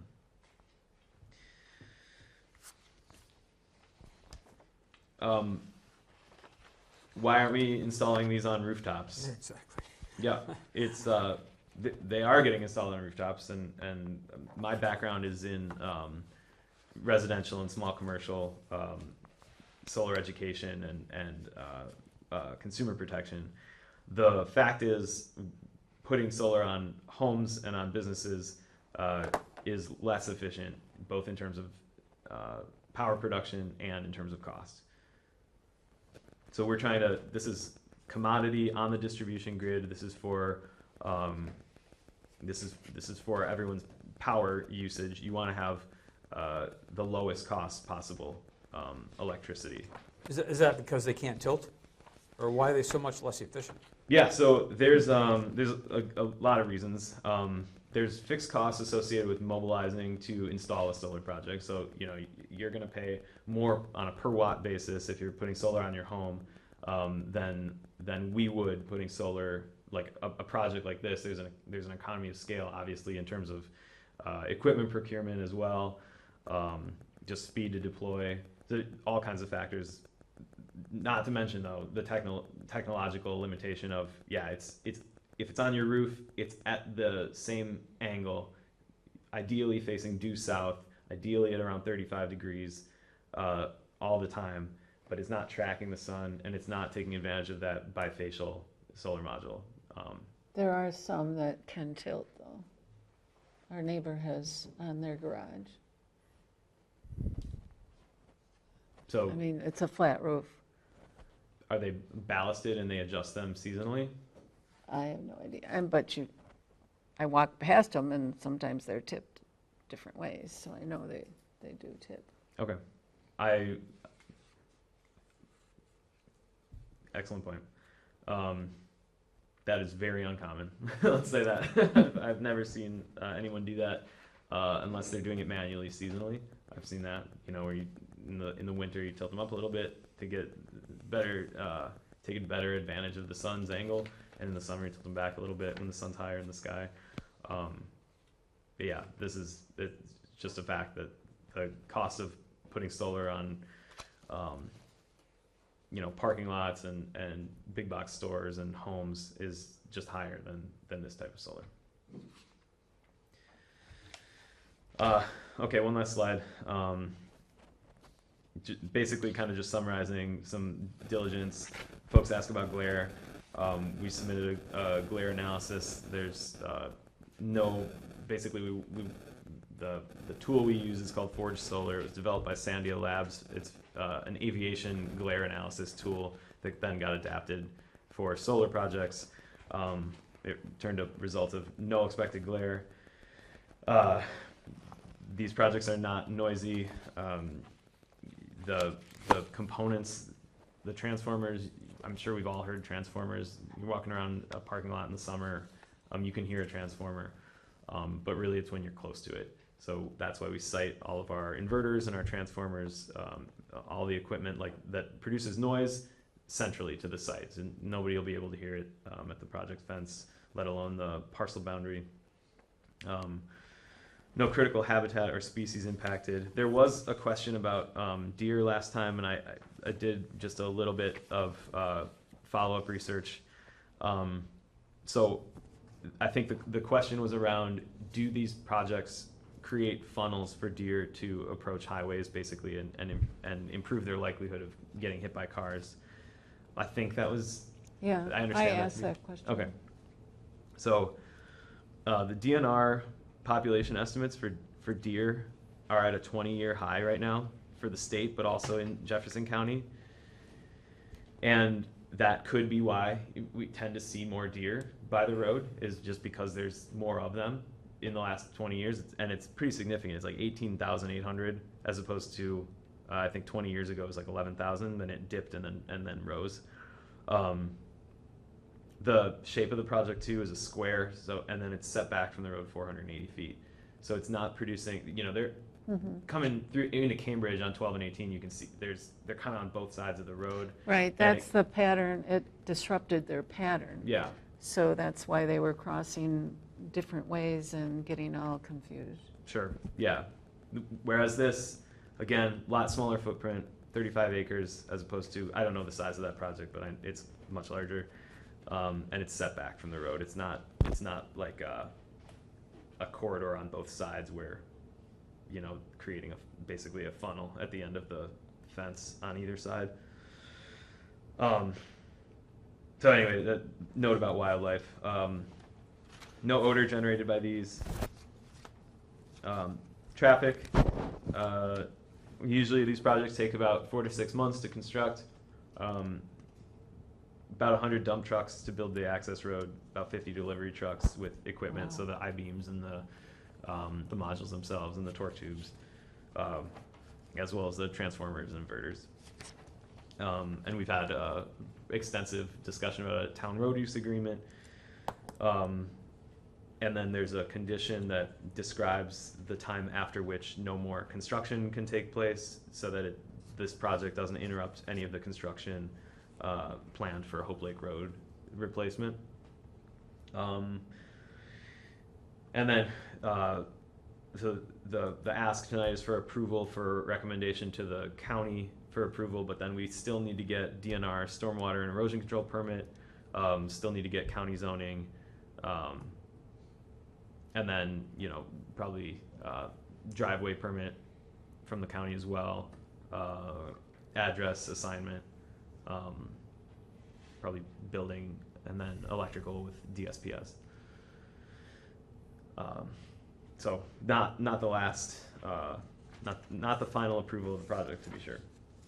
And then the last page is just my contact information and Nolan's contact information as well, if folks have questions or want to follow up.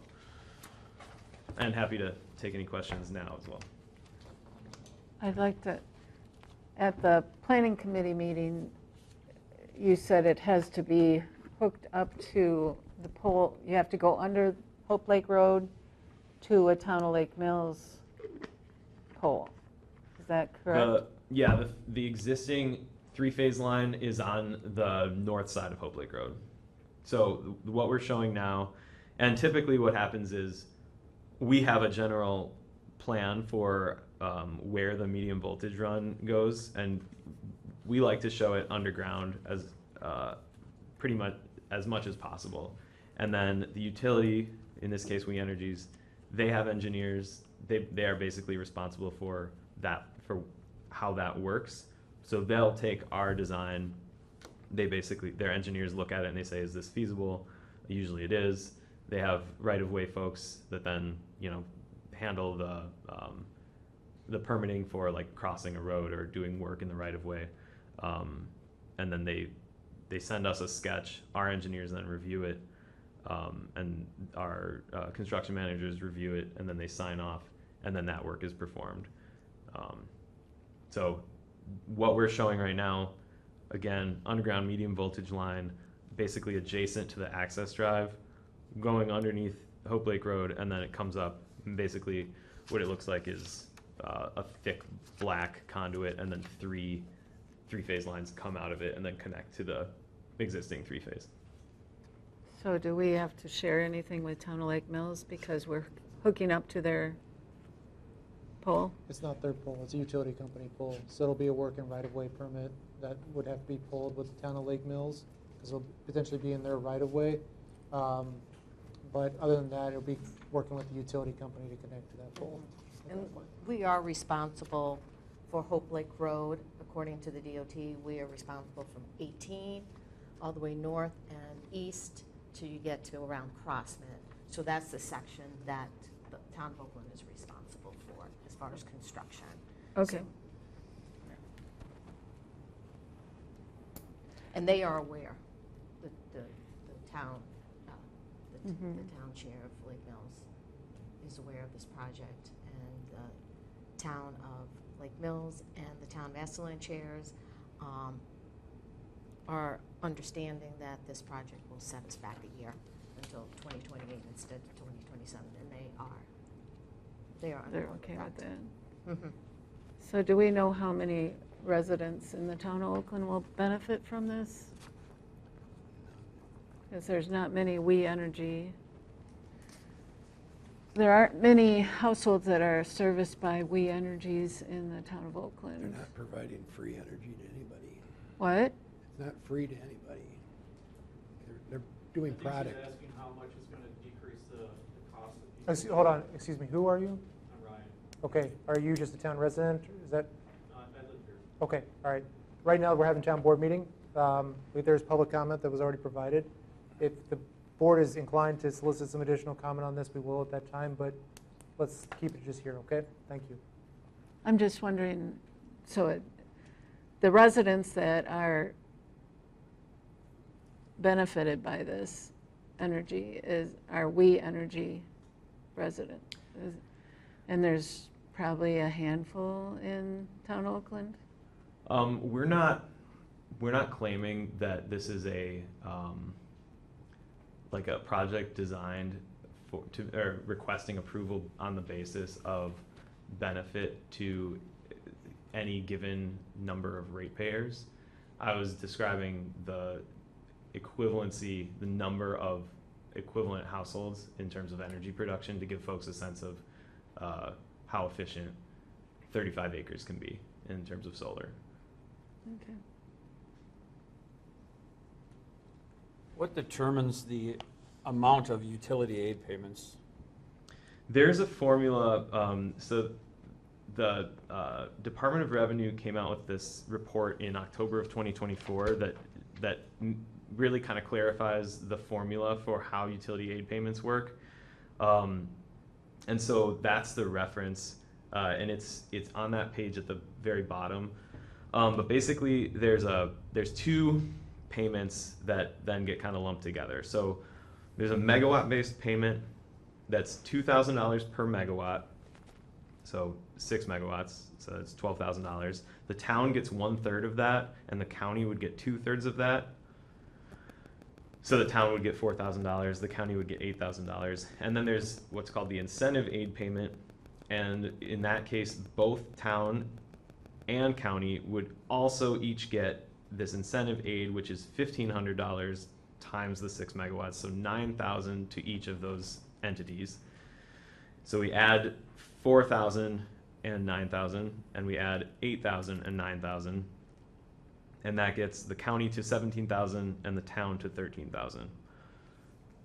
And then those payments are made, my understanding, and I don't administer them and I don't see them.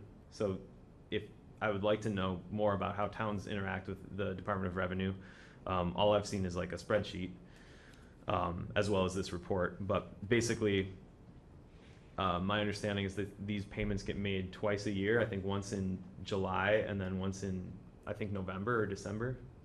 That's my understanding. So they're not negotiable? No. Not with me, no. No, these are all set by the Department of Revenue, just like the Badger Solar, and then the other one in Dane County. those are all set by the DOR. So the lease payments to the owner, Correct. is that negotiated by you, or how does that get determined? The lease payment is a negotiation between my company and the landowner. Yeah. So is it a set amount, or how much is it, or is it per acre, or how does that work? We don't disclose it. But it's a per acre. Yeah, it's a per acre amount. Okay.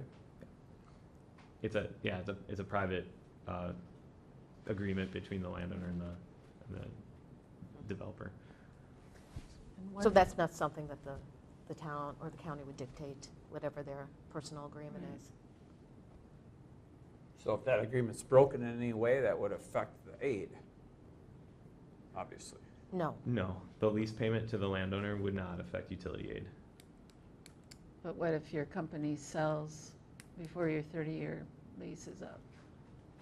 The project will not get constructed unless there's an agreement with the utility to either purchase all the electricity or purchase the whole project.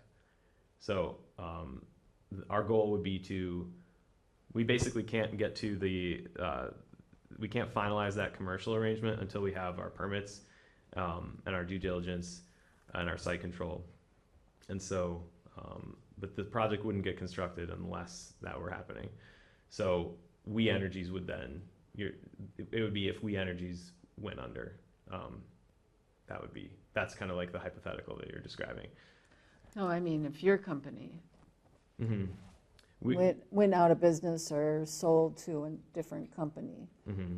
what I happens could then? probably answer that question. If they do sell, right now the conditional use permit would provide that company would need to assume all of these conditions in order to continue operating.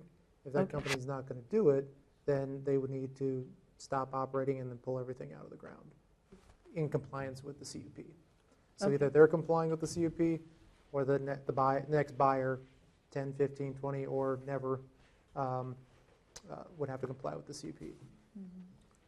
Is it a similar situation if the landowner sells the land? Is it like in the deed that it transfers, or what Yeah, happens? so the landowner will sign the CUP. The landowner is really those signing it to acknowledge that they're not going to take any action that would interfere or obstruct with the conditions of the CUP or the CUP itself.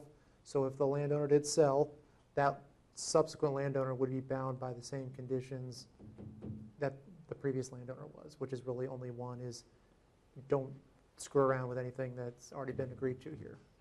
The lease runs with the land as well. Okay. An Same will- interesting fact, though. Well, go ahead. The same I'm will sorry. go with the stormwater maintenance agreement and the town road use agreement too,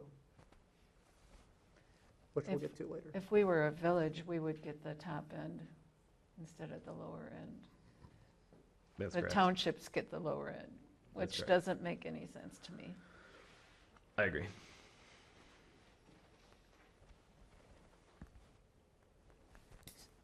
So we do have here a list of conditions.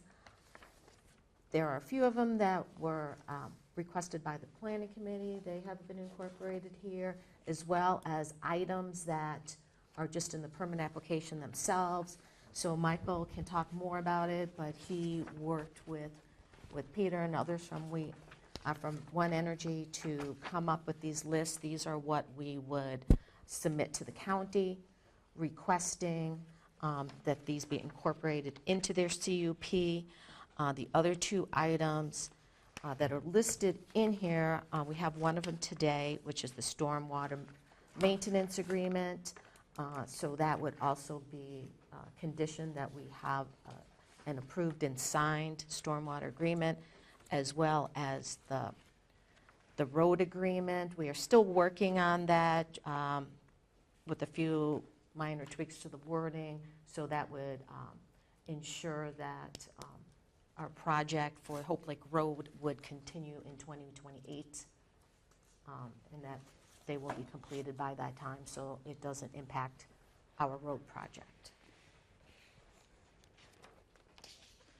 And you've agreed to the 29 items, sir? Mm-hmm.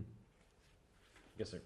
Is this, oh, We're not missing a sheet? I mean, it kind of stops at 29. Yeah, we got lucky that it fit on 2 pages, but yes, that's all of them. 29, yeah. Okay.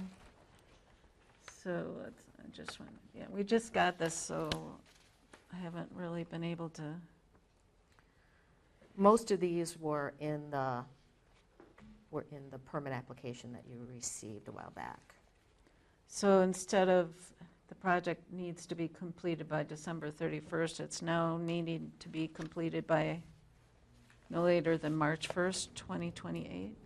Yes, the intent of the planning committee was that the project would be completed before we got started on the Hope Lake Road project, and we would not be able to begin by March 1st. Construction season doesn't start usually until the beginning of April. So we agreed that a few extra months for them to finish up their project, whatever they needed to complete, that would be fair, and it meets the intent of what the planning committee wanted to see and what would be best for the town of Oakland for the project, as well as the towns of Lake Mills and Astelan. Okay.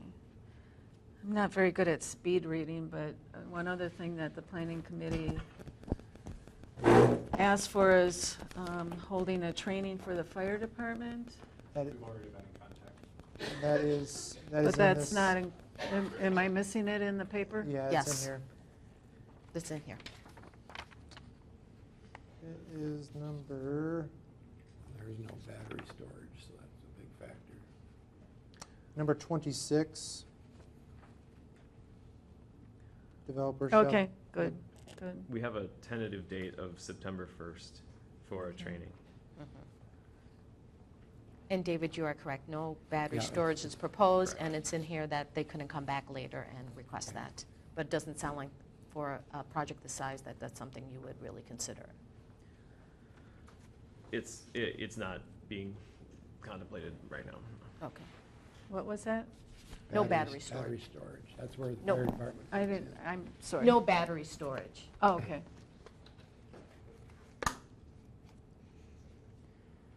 And this vegetative screening?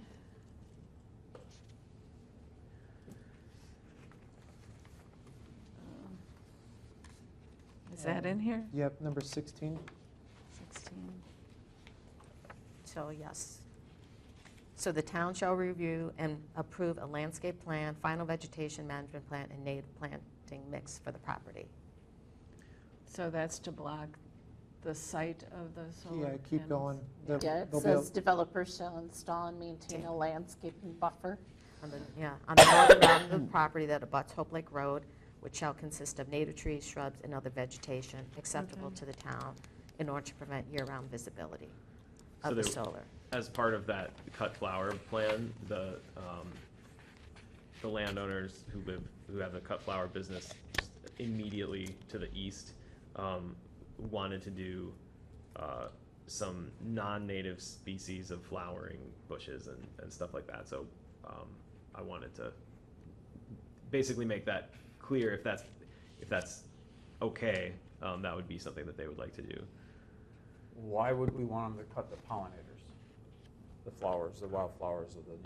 No, it would just be, so within the site, still same vegetation plan, but we're talking about like a vegetative screen along Hope Lake at the top of here. So like along here, right now, it's pretty much corn, like just about right up to the right of way.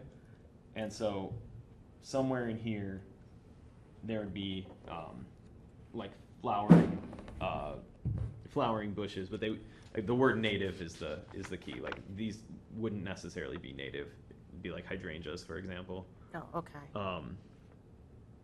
There were a few other species that they were contemplating, but I think the larger concern is the year-round visibility Mhm. being obstructed from the right-of-way. Will the hydrangeas or other plants, will that? yeah, it would be a Address a that? mix of species designed to do that. But they specifically said, well, we're worried about the word native for that, so I wanted to bring it up tonight so that when we submit a vegetation screening plan, and there's some species that are on there that are not necessarily native, that it's not a surprise. Okay. You also said they could go inside the fence to cut. Yeah, the cut flowers, the cut flower section, that would be, say, you know, picture like, say like a section in here that's cut flowers, and then the rest is native pollinator habitat. So it wouldn't be the entire pollinator. How much is it? How much do they want to cut? Well, right now I'm asking about just the vegetative screen at the along Hope Lake Road there. So there are two sections there. So north of the solar panels themselves, you're going to have some crops. So you'll still be farming to the north. This is going to continue to be farmed, corn and soy all around. That's the plan. There will be a vegetative screen at the very north along Hope Lake Road at the behest of the Plan Committee. And the species mix would be likely a mix of native and non-native species, depending in part on, you know, what the folks who live here and would likely maintain it would want to have. Because some of them could be beneficial for the cut flower business. But the goal is to have the screening year-round. So it would only be right there that potentially there would be some non-natives, but you would continue with the natives in there. So I think, Right now it says that the northern boundary, which shall consist of native trees, comma, shrubs, comma, and other vegetation acceptable to the town. I think that's fine. Okay, Yeah. yes. So then you would just have to come back with the plan and show what the barrier would look like, and then we would agree upon that once they come up with that plan. And that's different than the cut flowers that you're talking about? Yes. Yeah. The cut flowers are within the fence, within the solar panels. That's the idea, yeah. Yeah. I don't know if I like that idea. Okay. Why is that, Jimmy? Well, why wouldn't we just leave them? What do you mean? Why just let them grow? They're cut flowers for sale for her flower company. Oh, they're gonna. So, Rustic Roots Flower Farm is right here. They sell cut flowers, like for weddings and stuff. And so because they live right here. They're not the people you're leasing from? Yeah, they They are. part owner. So it's Scott and Kim are brother and sister, and they own this land, the Cornsteads. And Kim has this flower farm, and so this is. She said it would be great to do cut flowers in Point there. in the general vicinity where the you cut, or whoever cut flower part is going to be. Probably in here. Just there. Probably. The rest of the solar site will be the pollinator plantings. Yes, prairie. Northern boundary will be native plants, maybe non-native plants, shrubs, hydrangeas. Design to screen. Design to screen. Yeah. Does that help clarify? So it's actually a very minimal part of the entire site will be. Yeah, You I cut- mean, it's and just you- like what's manageable for a. And you're gonna bring the final plan to us for approval. The cut flowers, the native, non-native plantings, all of that, right? No, just the vegetative screen. Okay, so you're suggesting that the cut flowers are gonna be part of this motion today? That's gonna be acceptable? It would allow the cut flowers to happen. How much? Do we have that in our You conditions? know how much? No, the logistics of that have not been discussed with the landowner yet. Well, is that part of your lease agreement with them? Mm-hmm. So do we have any? Not really. I mean, I don't mind having cut flowers for a small section. I mean, it's still maintaining the site. I assume that. Mm-hmm. It's part of our vegetation maintenance plan. Well, I think the question is how much? Identify what's gonna be cut. As far as acreage. Well, it's all going to be mowed. I think he wants to know what size is going to be Right. set aside for the cut flower Thank you. business That's exactly what I'm versus- trying to ask. Okay. Yes, that's okay. Adam, do you have any sense of that? Approximately an acre is what my wife currently farms, and so we would like to expand into that area. If it's a problem, we don't have to, but we'd like to make it a dual use, because you have the native community to maintain, and there's also gonna be other flowering plants that are natives that we wanna do cuttings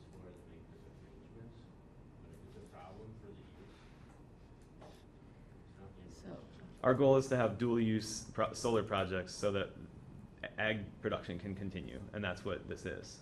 Approximately 1 acre out of the 35, is that what you're saying? That's what he said. I don't see a problem with that if it's still an agriculture use that they're farming and cutting flowers that'll be regrowing, and you're never going to have bare soil there.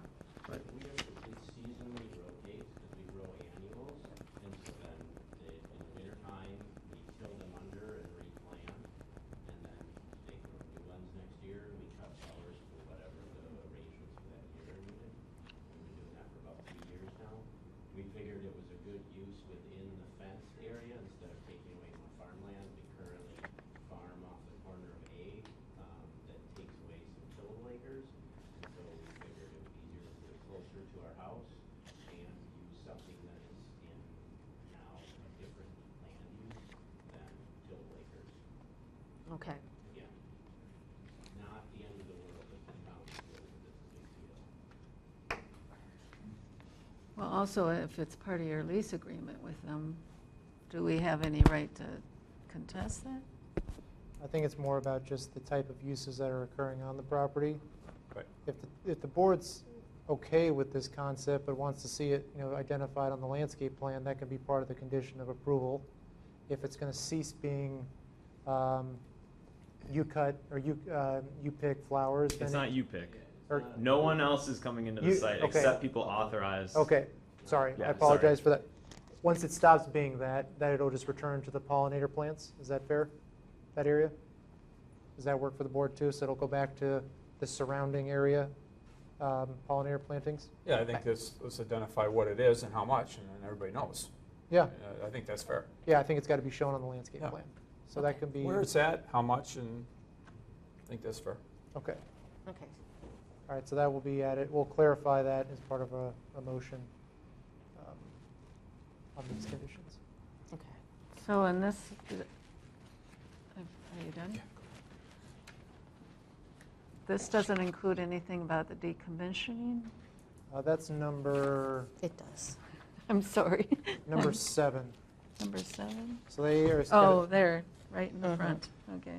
Yep, they have to submit a decommissioning plan. They do have to provide a financial assurance as well, so that in the event they fail to decommission, that the town or the county could act on that and use those funds to remove the improvements. Let's see here. Also, as part of the decommissioning plan, they need to remove everything above and below grade 1 year after the solar, on the earlier of whether the solar energy system is not generating any electricity, or 1 year after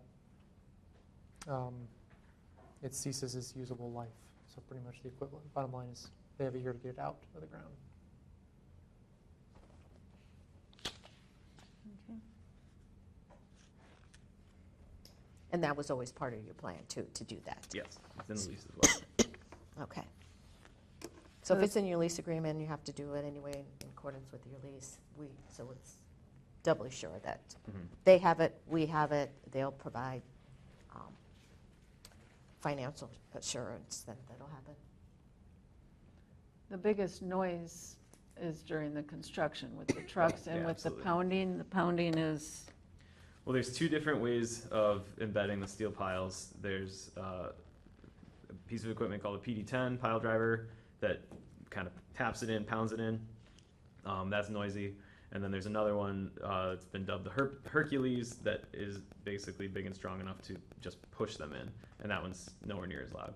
So it depends on the contractor. It's details that get worked out, after permitting is complete. And but it would be either one or the other of those. That would be the method of getting the piles into the ground.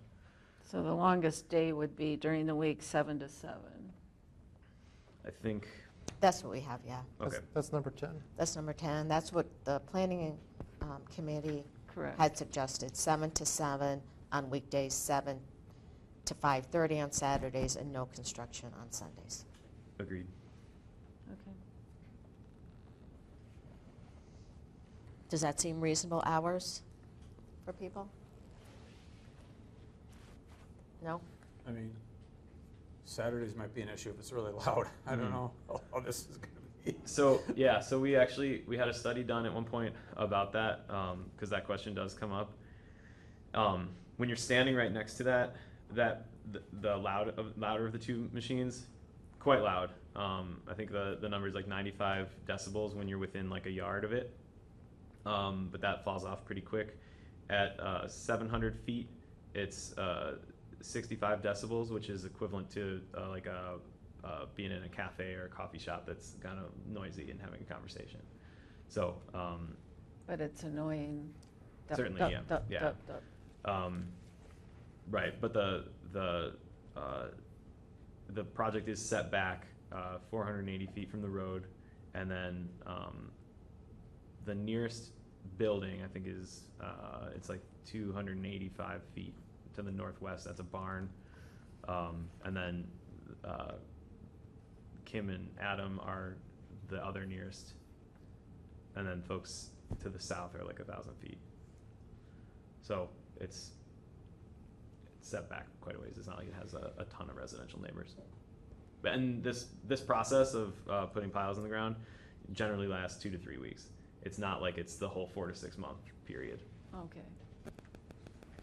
But we can, if it's a problem, or if so desired, the hours of pile driving can be limited. The only thing is, like, the fewer hours in a day that the pile drivers can be working makes it for more days. So it's kind of, there's a give and take there, right? If you can get kind of long days, get it done, then it's done. Shorter days takes more days, a higher likelihood of people getting annoyed. I think we'd have to just see if we get any complaints on it, right? Yeah. So if wildlife does get stuck within the fence, you said that there's someone that would be checking. Wildlife getting You have someone on staff that would patrol something like that? Well, there will be people. I mean, after it's all done and all set up and working. So there's there's cameras within the site, so it's monitored. We don't have people patrolling for wildlife on our sites, though. That's not a. But you have, if someone says, I mean, a deer could possibly jump an 8-foot fence. Mm-hmm. Yeah, if there was, it certainly could happen. It's not outside the realm of possibility. I mean, is there a gate that can be opened, or how does that work? Yeah, there's a gate at the northeast corner. Gate northeast corner, and then there's a gate at the southeast corner as well. Like enough for big trucks to go through and stuff? Yeah, the northeast corner. It's a 16-foot wide access drive. The entrance gate opening, I think, is 24 feet wide when it's like fully open. Fire department already reviewed this, I believe, for access as well, and they're okay with it. And do you have any other concerns that have not been addressed in their permit application or in our conditions, or you feel that the safety? Nothing that I've seen. We actually have one of their sites, that's the Waterloo one that he was referencing, north of 94. Most of the time these sites remain relatively clean. Obviously we're new into solar with a lot of these fields coming up. I can't speak as to how they are going to be in 20 years, what they're going to do. We have our tactics, best practice tactics for incidences that happen in their solar farms. My understanding is a lot of their stuff is metered, that if there's issues already happening in there, they probably already know about it before anybody else is going to know about it. They're going to either notice some sort of faults or some sort of tripping, or they'll be notified normally ahead of us is that something's going wrong there. There's a lot of them coming. I know Jefferson has a few over in that side, so they're not uncommon. Okay. Do you have someone on call for wildlife? Yeah, we have people on call for any incident. There's 24/7 monitoring of the site, and then there's also utility hotline for 24/7 incident reporting, and then there's also personnel who live adjacent to the site. Okay. Because I know that the Dane County one, that had been a problem. With Wildlife. deer getting stuck inside? Right. Oh, okay. Mhm. Was that during construction? No, I don't think so. Well, still, most of it is, isn't it? What? Mostly still under construction now? There's, Well, parts of it are. right. There's a lot that's already started, but I don't think their fence is 8 feet, though, from what you can see from the road. There might not be 8-foot fences. They may have been constructing and gates were left open. We don't Or really know just this. if they have a huge fence, you know, a huge area to be fenced, it takes a lot longer to get the fence up. Ours, 35 acres, like getting the perimeter fence up, it just takes a few days. Those are thousands of acres out Yeah, there. yeah. So it's a lot more conceivable that that wildlife would get in there during the fence construction process, just because it's incomplete for so much longer. And then you'd have policies of keeping the gates closed and locked for security reasons for yours. Absolutely, And yeah. also, I assume when people are coming in for maintenance, they would close the gate behind them, so inadvertently, any animals wouldn't go through the gate and then get stuck when people leave and close the gate. So, you know, I'm sure you're mindful about keeping those gates. Yeah, I mean, generally speaking, when personnel are on site, the gates are usually open. Okay. But again, it's not the size, it's not the volume of, it's not the expansive site that it's all within line of sight. I don't know. So do you feel that this is the one project in the town of Oakland for your company? To my knowledge, we don't have any other leases in the town of Oakland. Or prospects? I am not responsible for I don't maintain the list of parcels that are prospected, so I can't say that for sure. I don't know that for sure. But none that I'm aware of. Okay. Okay.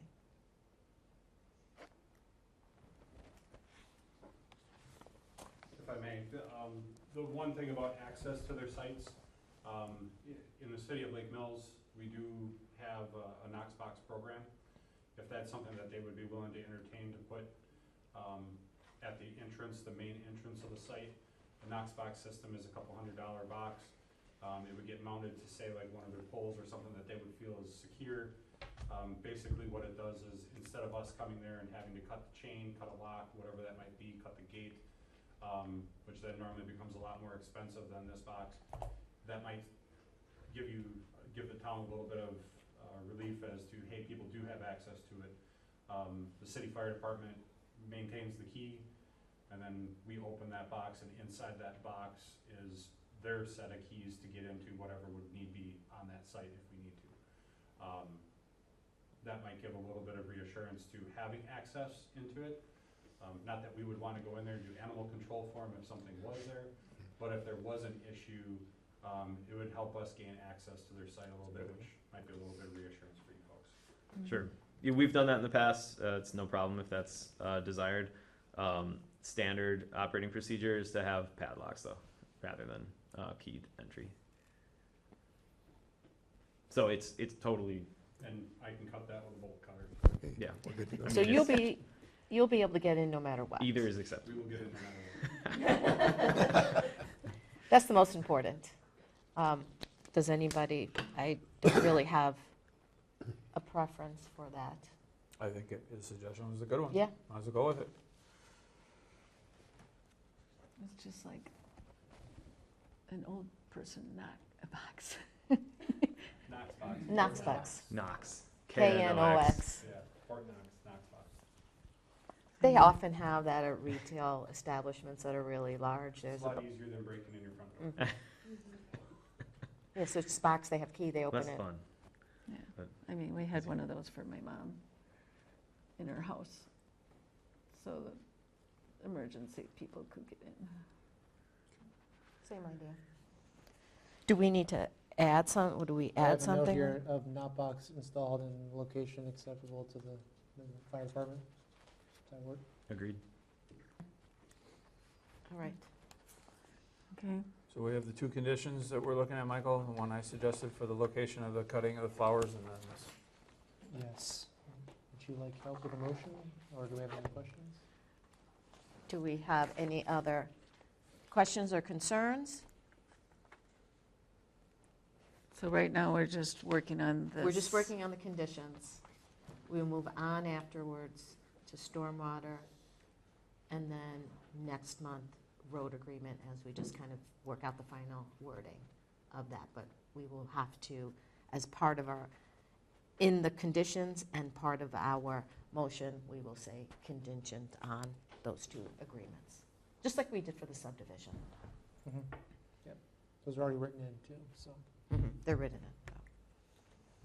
Go ahead, I mean, word the motion, how you Yeah, want it. Go so ahead. it'd be a motion to recommend approval of the conditional use permit with all of the conditions presented and with the condition, the added conditions of a Knox box being installed in a location acceptable to the fire department, and the landscaping plan depicting the location of the flower farming area, and that when that flower farming ceases in that area, there'll be plant pollinators installed within that area.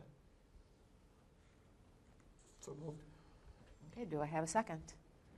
I'll second it. Okay, any further discussion? Okay, all in favor of the motion, say aye. Aye. Aye. Opposed? Nay. Okay, motion carries.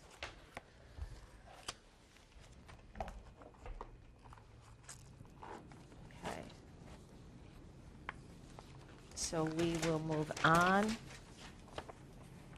to number 10, discussion and possible action on stormwater agreement for Cordstead Farm Solar Farm. You want me to go into this? Yeah, go into that. Okay. For some reason, I have 2 copies of conditions. Okay, this is relatively standard stormwater maintenance agreement that the town uses for a variety of developments. There will be stormwater plans that will be attached to this document as Exhibit B. Those stormwater plans will also depict any drainage easements that are being granted to the town. The stormwater plans are not attached at this moment because the developer will be submitting those plans after it gets approved from the approval from the county. They'll be submitting those plans to the DNR. Those plans will also be submitted to the town engineer for review as well, to confirm that the town engineer finds those acceptable too. I doubt there'll be any changes between the two, or the comments will be very similar between the two entities. But that's pretty much the nature of this document. So if there's a motion to be made, if you're willing to approve it, a motion to approve the stormwater maintenance agreement with the condition that the stormwater plans be attached and be in a form acceptable to the town engineer.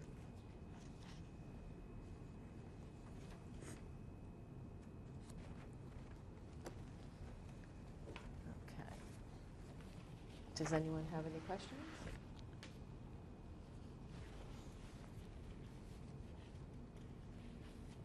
You do have the professional service agreement with them, so they will reimburse us for the engineering costs.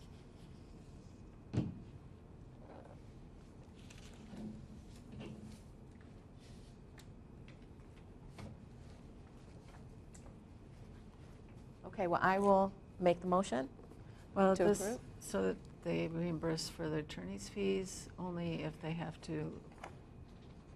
No, they will reimburse for all their attorney fees. Okay. Oh, in the stormwater maintenance agreement. And this, Yeah, if we have to enforce the agreement. Yes. Like that, yeah, we would be Right. entitled to covering those, yeah. Yeah. Which is a standard term that we include in every document like Mhm. this. so and then when the town engineer reviews them, when they develop their permit application to go to the DNR, the town engineer will review it, and there shouldn't be, it should be a fairly simple plan, and then, but whatever is incurred, they will reimburse the town for those costs.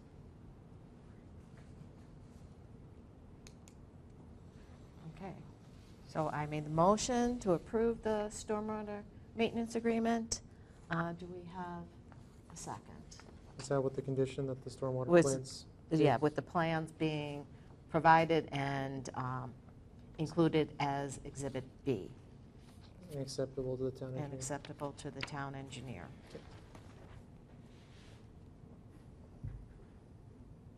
Need a second? Is that where we're at? Yes. Okay, I'll second. Okay.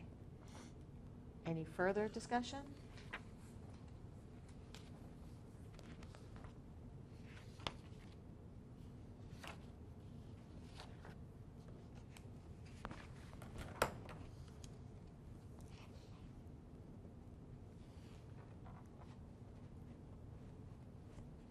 Okay, hearing none. All in favor of the motion, say aye. Aye. Aye. Opposed? Okay, motion carries. Thank you all. Thank you. We will be in touch.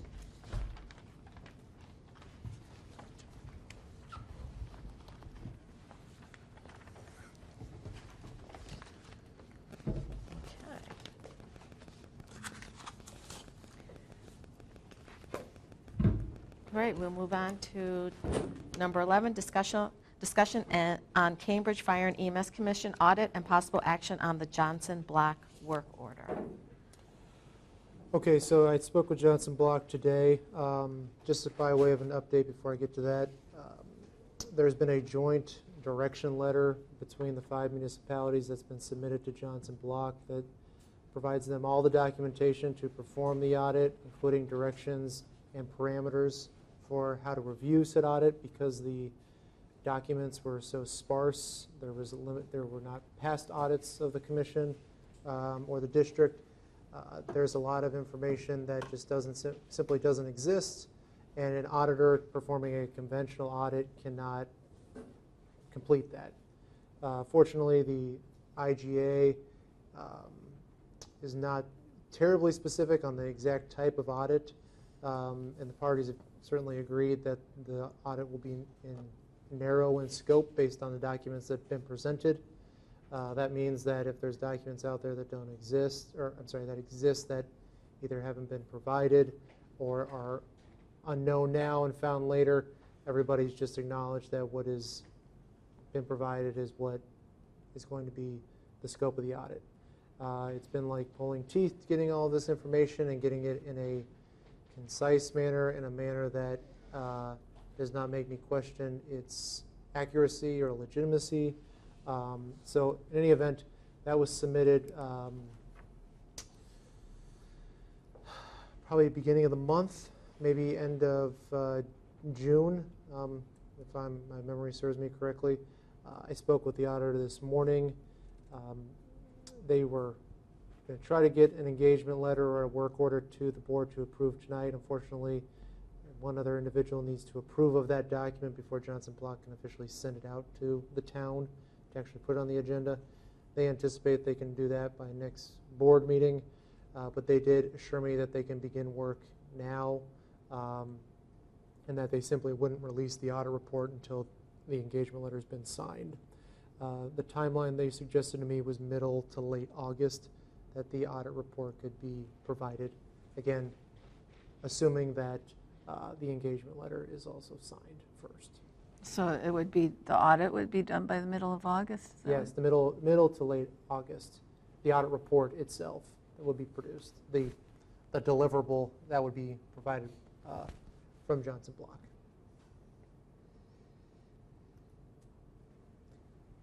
Which is not too surprising, Joy, considering that they can bring auditors in here for just 2 days and pretty much get most of the information they get to audit the entire town in that amount of time. So that doesn't surprise me too much that they have it done that quickly. But we won't even approve the work order until August. Correct, but their bargaining chip is we're not going to give you the document until you sign the engagement. Okay. So when is our August board meeting? I think I looked. Is it maybe August the 18th. Yeah. August 18th? That's what it says here on the agenda. Okay, then that's it. So that works for them.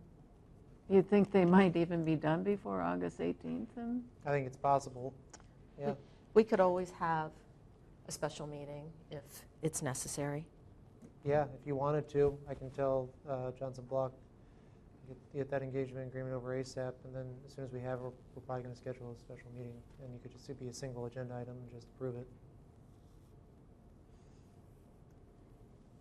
That's up to you all.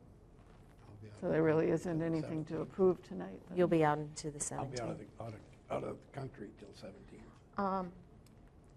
But it doesn't matter. From the 11th to the 17th, I'm in Canada. Okay. Well, why don't we see their timeline to get the final approval?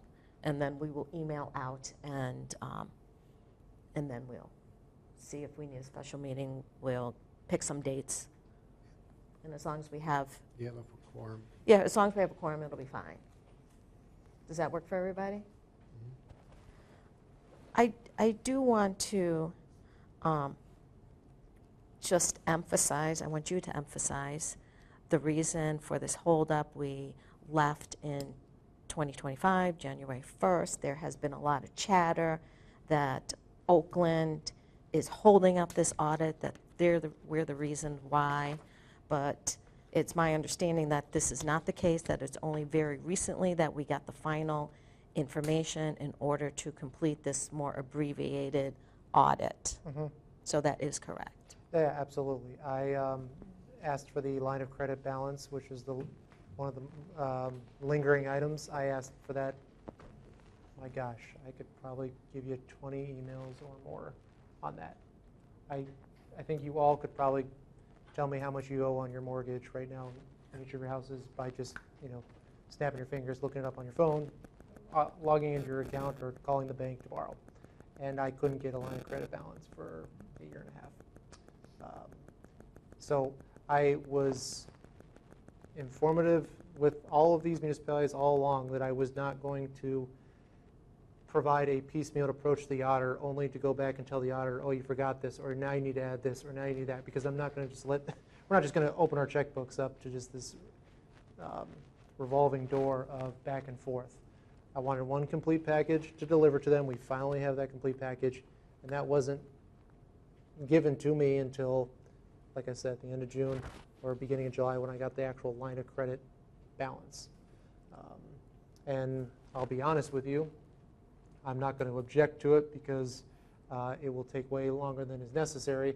But the line of credit balance I got was of, as of, I believe, late January or early February of 2025. It should have been as of December 31st, 2024, or January 1, 2025. The information that had been provided, they've given us significant assurances that this was the balance that they had, and it was because they moved accounts.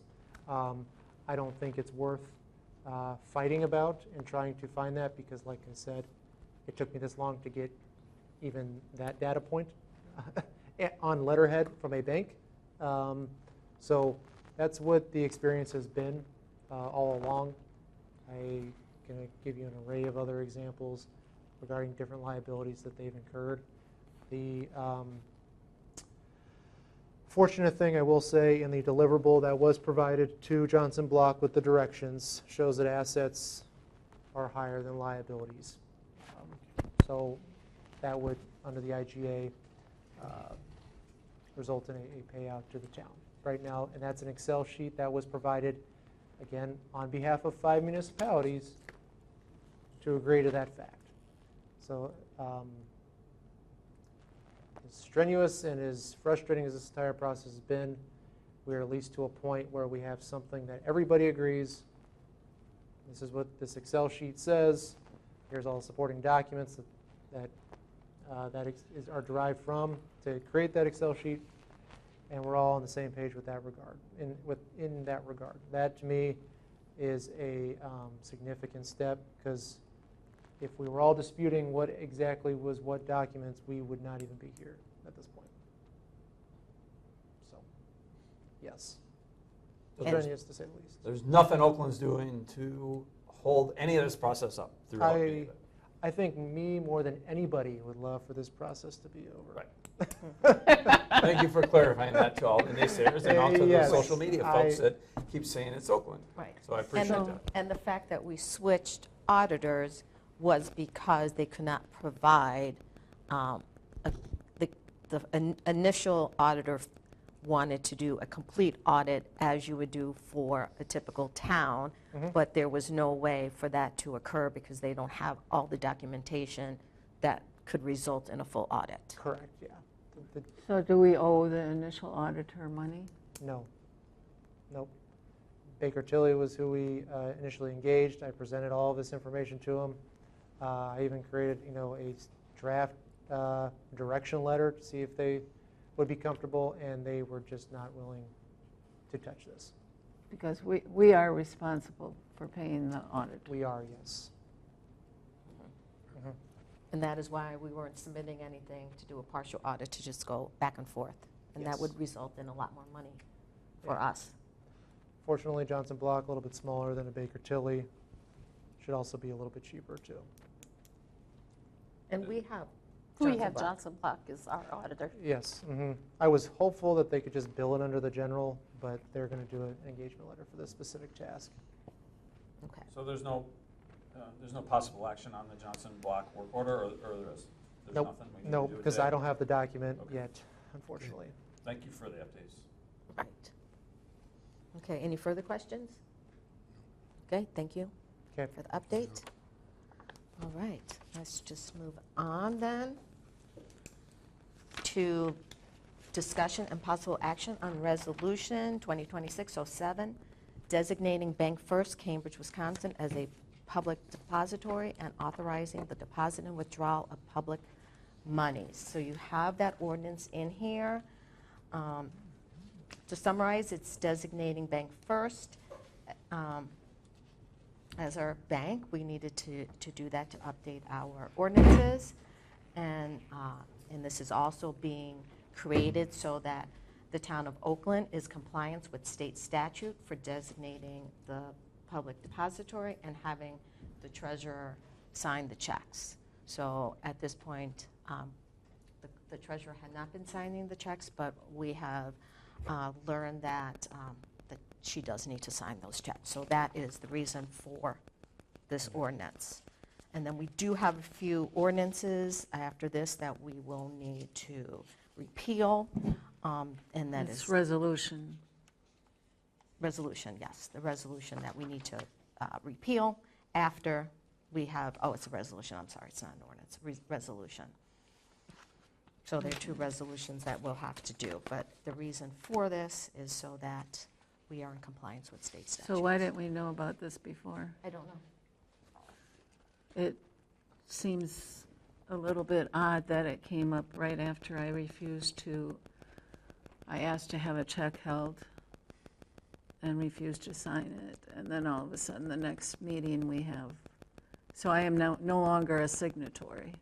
Correct, because that doesn't follow state statute. So after the board, 4-1, approved the disbursements of all checks, and you refused to sign it, we had to, we did approve it. Research, We did basically. some research, and we saw what ordinances we had in place. We had not been following those ordinances.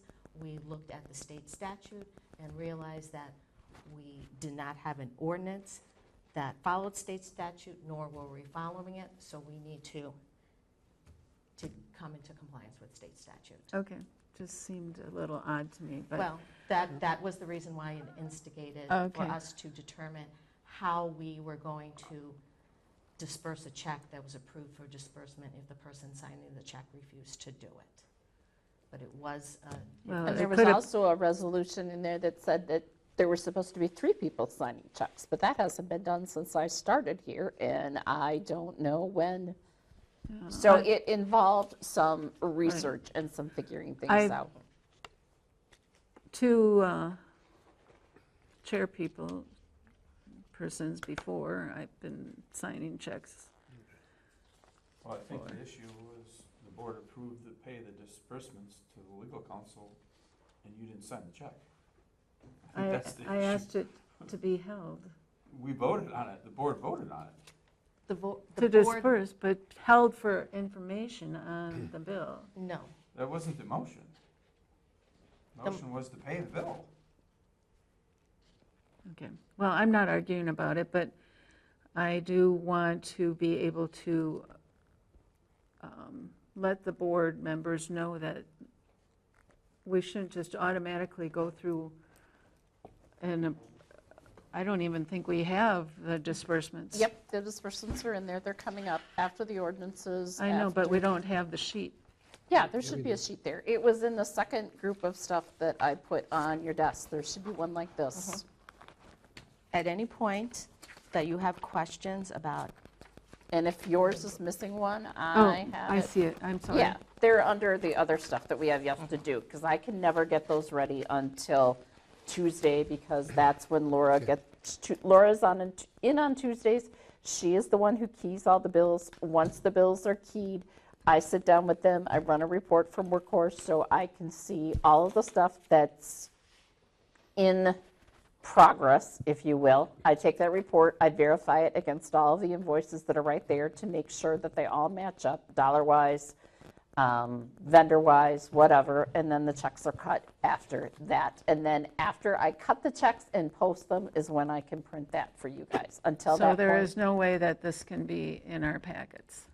we would have to, Not until I do, no, we would have to change the day we do the bills. we can do that. Is that, because I think I have caught things in the past when I've been signing checks. Well, there will still be that check signing process. Okay, so when this comes up for approval for disbursements, It's if the we same- don't have this until we sit down to have our meeting, it's kind of difficult to say, But well, this I is the- have this a has question. This has been the process for many years, is my understanding. Has it always been this process since you've been on the board? Well, I've Jen? always been able to feel comfortable approving the disbursements because I've already looked at all the You bills. can still look at them.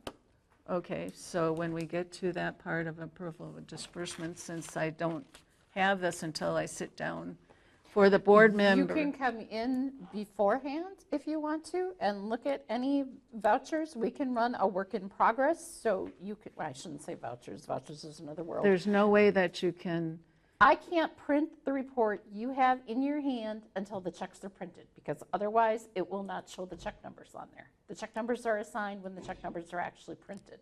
I don't key those in.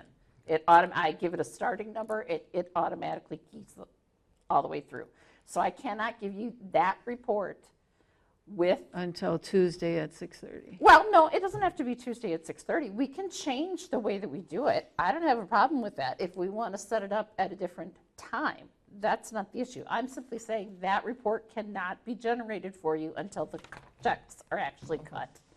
So we can change the longstanding process. So we could change it just like we did with the minutes. Well, that's not on And the agenda, so let's get back to, I'm gonna make a Well, motion to, approval of I'm gonna make a disbursements motion is to accept the resolution 2026-07, designating first, designating Bank First of Cambridge. Okay, do I have a second? I will second that. Okay, any further discussion? Okay, so all in favor of resolution number 2026-07, say aye. Aye. Opposed? Okay, motion carries. We will move on now to, you leaving? Yes, thank you very much. We appreciate I your thought help. we were going to do something, Appreciate the work. We are not going to do that now. We don't have the capability of doing that. We'll get to that. We will get to that. We're not going to be able to do that. Oh, the session. Thanks, refusing. Michael, have a good night. Drive safe. the what? Where So are we at, we're 13? not going to do the number 22? No, that's what I just said twice. We are not going to be able to do 2022. We are not going to be able to do that tonight because we do not have the information for it. We were hopeful that we would have it, and we don't. Okay. Okay, it would have been nice to have that at the beginning of the meeting. Approval of agendas. Okay. All right. Discussion and possible action on resolution number 2026-1017 that repeals resolution number 1017 and any other unnumbered resolutions that refer to check writing procedures and bank accounts in their entirety. So there were a number of other resolutions that, besides 1017, that we have out there. They just didn't have any numbers in it, so now it would repeal all of those. If any others crop up, Some of those also, I would tell you, had bank account numbers in them, which since we put our resolutions online, definitely needed to come out. right. And I think most of those checking account numbers weren't even valid anymore. So it's just a matter of repealing all those for formality. So this doesn't actually list all the, Some of them are not numbered. They're not numbered. They're not numbered. It's just a resolution saying we're going to do this, this, this, or I think it listed, there were a couple in there that had old banks that don't exist here in town anymore. I'm not sure if Bank First Right. bought them out or what it is, but this is to repeal basically all of the others and say this new one that you just approved is what we're going to Right. go with. So it has on here, you know, November 17th, 1992, June 20th, 2000, and May 16th, 2006. Okay. I'll make a motion to accept resolution 2026-1017. Okay, do we have a second? Does anyone want to second it? I will second that. Okay, we have a motion and a second. Any further discussion? Okay, hearing none. All in favor of resolution number 2026-1017, say aye. Aye. Aye. Opposed? Motion carries.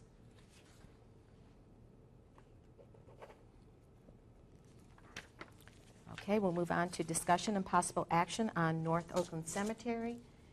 In your packet, you have a letter from the cemetery.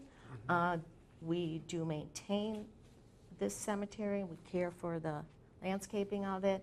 They're requesting $1,300 for that maintenance. Our last payment was for $1,500, so there's a slight decrease. We do have money in our budget for this.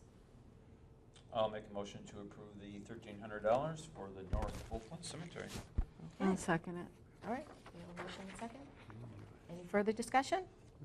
Okay, hearing none, all in favor of the motion, say aye. Aye. Aye. Opposed? Okay, motion carries. We will move on to discussion and possible action on town emergency management plan. So last month, Joy mentioned a legal opinion in the most recent WTA newsletter we got. And so we have a copy of that so you could see it here. It does talk about how a town should have an emergency management plan. So we have in here a few different items. Besides that, we, a couple of months ago, by resolution, we stated that we approved the county's hazardous mitigation plan. With the formality, we are automatically, we fall under this plan. Susan provided some information as required, and we've put the table of contents into this. You did get a copy of it a couple of months ago when we approved that resolution. So you can see here all the natural hazards that we fall under. It's Climate very, it's very very extensive. Yes, so you did get a link recently, last week for your review, as well as the resolution. You can see that it is a very detailed document that covers pretty much everything. It's a 5-year plan. They update it every 5 years. In conjunction with the hazardous mitigation plan, there's the county's emergency operation plan, an EOP. That is updated every year. So this is the 2026 plan. On the opposite side, there's the table of contents. So it has all of the items that are covered under this emergency plan. And we are in there. As part of this, we provide all the information on an annual basis to the county that we need. Our contact information, anything else that's changed, it's all in this plan for the town. So we have that. The Emergency Management Department has confirmed that we automatically fall under both of these, whether we approve them or not. if we so choose to have our own plan, we can have that in addition to being covered on the county. In no way are we excluded from being under the county's plan. Wendy did, look through all of the documents she had in Some of the files on some the of the computer files. saved under emergency management. Right, and so Or emergency plan, I should say. right. We're So, going to update some of the stuff in here. yes, so Well, that's, I just wanted to let you see that it existed because I wasn't sure that it did. I knew that there was an emergency, a contingency plan for the elections, but I didn't know if there was a plan like this. And yes, it is definitely, Jimmy, in need of updating. right. But it does exist. It does exist. Yeah, So- because I thought we had this. Yep, like I said, I had to go looking for it. The only one that I knew for sure existed was the emergency, because I have to go over it with my election inspectors and tell them in the event that we have to shut down here, here's what we're going to do. So then, when you brought up the issue, I started to look further, and then I found that there's a separate plan, like in dealing with COVID and how that went, but this is the first 4 pages out of the emergency plan. So When will you have time, you think, to get to the updating? Whenever. I mean, if someone is willing or has time to help out with that project, whether it involves me emailing something and you typing it in, or redlining some of it and telling me this is who should be in this position now. Well, I like the clerk and the chair and the police, I mean, all that stuff we could. that update. all that Right. all that we have, the county has all of the updated information. It's just a question of having this on the plan that nobody has. This is just a dated one that we're looking at. Right, it's just the dated one. We need to update it, but we should probably look at the entire plan. I didn't even know existed, Right. David.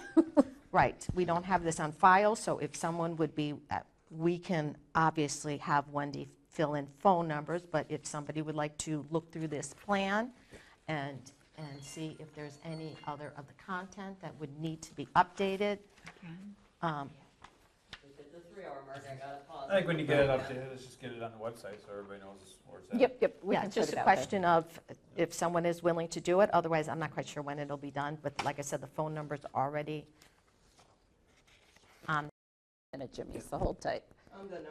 Okay, no, we don't necessarily need that, but if anyone would like Just had our discussion about it. we just put it on just in case there was need to be an action. But if somebody would like to take a look at this, that would be greatly appreciated as far as the content and see if there's anything that needs to be changed. Otherwise, just the phone numbers can be changed at this point. But like I said, the county does have all of the correct phone numbers. That is something that we provide them on a regular basis.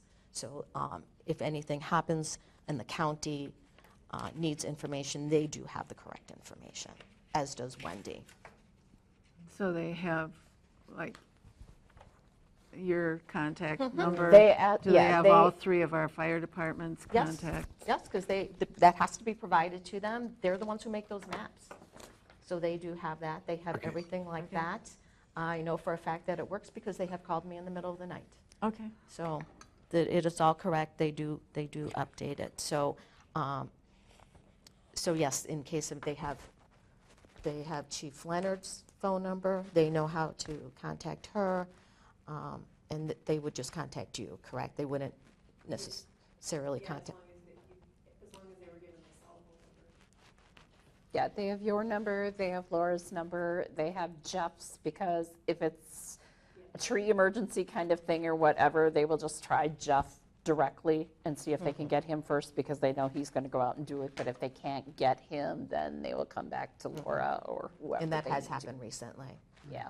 So he was in a spot that he couldn't get service. So that the process works. So I don't want anyone to feel on the board or a residence that they are not being covered in the event of any type of emergency. They are covered. And the process works really well. As all of you know, you've received a lot of emails. The county contacts the clerk when there was, for instance, the heat. She contacts there's an emergency. Wendy has spoken to them saying that our hall is open on these days at these times. with the flooding, they contacted, we've provided information, they get out to us if there's any state or federal aid that we could apply for, and Well, will they help. also passed information about, do you need a sandbag? You can go out here and get Right. sandbags. Or Right. So they are very good at communicating on what they can provide to us, what we need to provide to them. So it's a really good system that we have here. They also have a notification system that they do put notifications on as needed. This is in your packet too. This is on our website. Wendy will put it on the website again. We had this information available to all of the residents when they were voting. We had a very good turnout, so this was available and will be continue to be available at the upcoming election. So this is ways that residents can sign up. There are three different ways to sign up and get alerts in the event, let's say, of a tornado or some other natural disaster. They will if they sign up, they will automatically get these notifications. And I've been told by Tracy that the county uses it for a number of things, and it so far has worked very well for them. That's why they pushed it out to all the other municipalities and said, provide it to your citizens. Right. So this is something that they highly recommended that we do. So I feel at this point that we are really covered, unless anybody has any questions or feels So is that something that can go in the tax bill or not? Yeah, it could go in the tax bill. This is the first year that we've got it, but when we do the little flyers that go in the tax bill, that could certainly go in there along with like the garbage schedule and the other little thing that we do. That might be a good idea. Yeah, we can put that in there. Yeah, that's not a problem. Yeah. But like Laura said, we'll take and get it back up onto the web page, maybe just do it periodically, so as people get notifications or are looking at whatever, they'll see it. Yeah. And we'll definitely have it up again. We had it at the door for the election, and we also had it at the table back there that had some other information about plat books and about observer guidelines, but there were also some of them back there then. Okay. So, yeah, I think we're really well covered. I think the county does a really great job. So is there any questions or concerns or something that you feel that you would like to investigate further? Okay. All right. 16. Great. We will move on then to number 16, discussion and possible action on budget report. You received that in an email, and it's in your packet as well. And Wendy requested that you review it, and if you had any questions or something specific that you wanted to look at, that you would ensure that she had that available. So far, I haven't had anyone request any specifics. A couple of things, and we don't have to make any sort of motion or whatever on it tonight unless you want to make a motion to review a certain item or to have it again say, this is the first half of the year, January through June the 30th. So if you want another one, like at the end of the third quarter to look at or at some specific time, you could make a motion to do that. A couple things that Joni found very helpful. She couldn't be at the meeting tonight, so she just asked me if I could describe a couple of things or explain a couple of things to her. And for you guys, this may be all old hat. For her, it was not. Looking at the accounts, anything that the first digit of the third number is a 4 is a revenue account. Anything that the first digit of that third number is a 5 is an expense account. So she was looking at some of these 4s and saying, oh my, like go down to building permits, inspection fees. When Joan was looking at that, that's down the third yellow highlighted one on the first page, she saw that $36,880.72. And she thought that was money that we had spent on building permits or inspections. And that's not the money that we've spent. That is the revenue that we have taken in from MSA. So just understanding where those things come is a good way to start.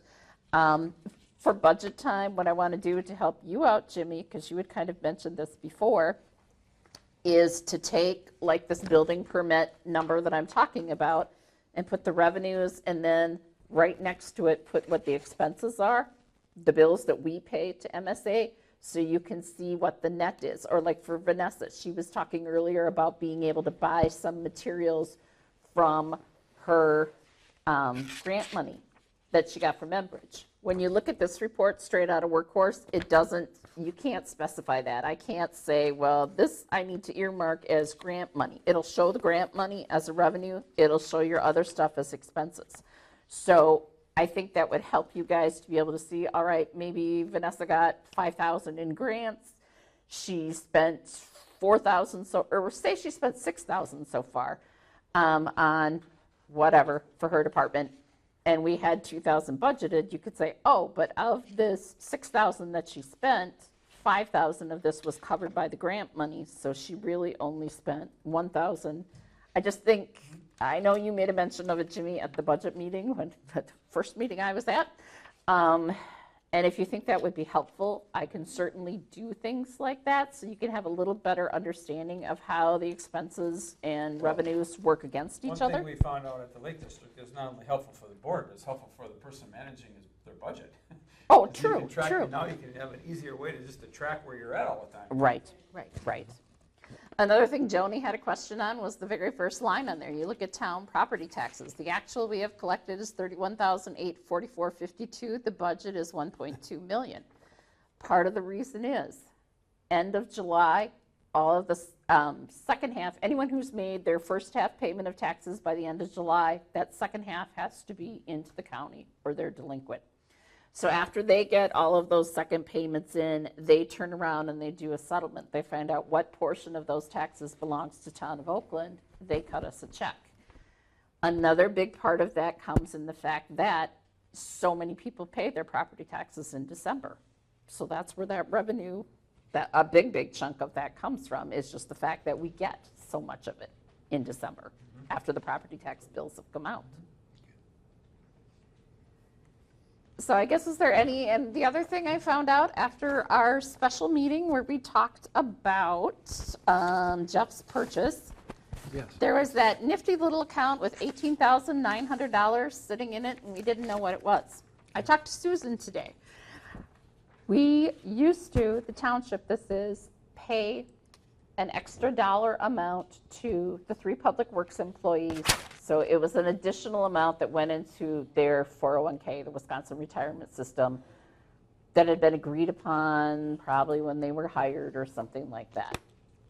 We no longer do that. We now pay them an insurance stipend that you guys agreed on of $500 per pay period. And so this $18,900 was originally put into the budget when we were still doing the WRS additional payment. We're not doing that anymore. So this $18,900 will, in theory, never get spent because there's no expenses to go against it.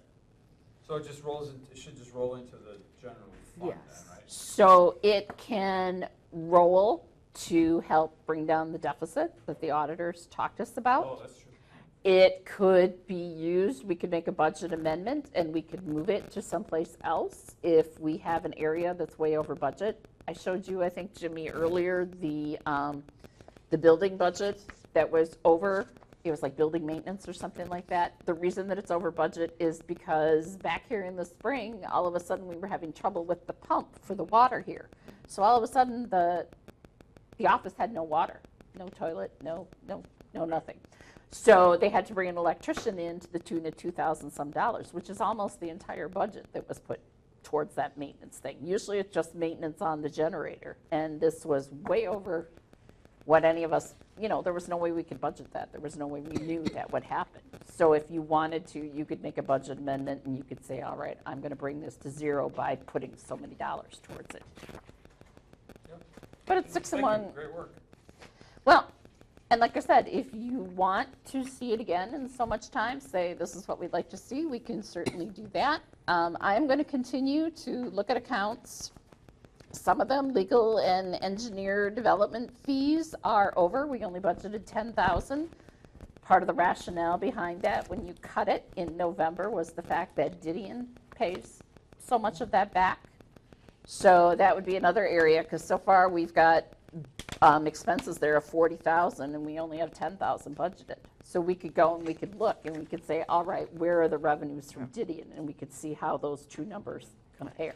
Because we did have a lot for Didion, for both the attorney and the engineering. Right. And those will all be, they have been. Yes, he has been bringing checks. I joke with Laura, he still likes me because I don't send him those bills. She sends them to him. So he will hand me the check and he'll say, hi, Wendy, how are you? And I'll say, I'm fine. And I'll tell Laura Lowry, yep, he doesn't like you anymore. Right. So this year we did have some with the letter of credit and reduction for both the attorney and as well as the engineer. The engineer did a few inspections. It was very important for us to do that. So, but we did get reimbursed. So yeah, so some of that looks like we're paying a lot more than we actually are.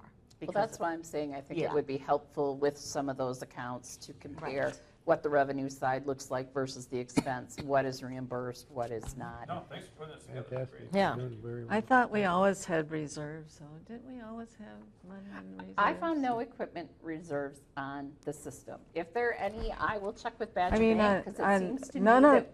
we have no money in any of the reserves. Yeah, well, and this is what is sitting on Workhorse. If there is some in there that I am not aware of, I will double check with Susan to make sure. But this is what was sitting in, this is what I inherited from her. The only thing I did with it to start out is after you guys finalized the budget, I took her worksheet, I figured out where your changes fit in to come up with the right numbers at the end, and then I keyed in the revenues, I keyed in the expenses, everything else in there is the way it should be. So if there are any other If you look at our old. cash accounts, what yep, I can go back. What we and- used for budget QuickBooks, last year. Yeah, I took what your budget was that you guys started with, and then. And you there were made- no reserves listed on that sheet. I believe you're right. There is some reserves that we're just holding on to because you don't want to Well, and reduce them maybe down to they're zero. over- You want to Yeah, keep I it. don't know leave it why at It they're- one. well- should be zero. And I'll have to find out if they're at Badger Bank or maybe, although I don't understand why Susan wouldn't have had those in here, in the accounts. I believe there Because is. you would have to be able to show that to the auditor. Mm-hmm. I'll do some further research on it, but right now, that's what's showing up there. So Okay. I don't know. All right. thank That I you. can't answer without doing some research. Well, if you do. No, I will check with Yeah. them. Yeah, just check with them, but if, in the meantime, if you decide to look through this again or have questions, feel free to reach out to Wendy. You know, she's available to help answer any questions you have on this. And if she doesn't know the answer right away for some reason, obscure item in here, then, you know, she most certainly will look at it and follow up with you about that. So, you know, feel free to do that. I honestly thought I was going to stump Susan, and it took her a little bit to finally say, because I said, it's under Public Works benefits. What do you think it might be? And then she finally said, aha, I got it. Right. Okay. Any further questions for Wendy on that? Okay, I let's don't Do you move. want to remember see us this doing every that. month, every other month? Again, at the end of the quarter? What are you guys thinking? Quarterly would be fine. Okay, just so I have an idea, so I can keep on top Yeah, of thanks for things. doing it, great work. Yeah, let's do that quarterly. Thank you very much. You are welcome. Okay. All right, we will move on to Enbridge update. Enbridge did complete. I thought you were going to do a written report, No, so we wouldn't have to waste time now. you want a written report and no verbal report? Well, if we had any questions on it. Well, it's very short this time. We don't get a written report from the police chief.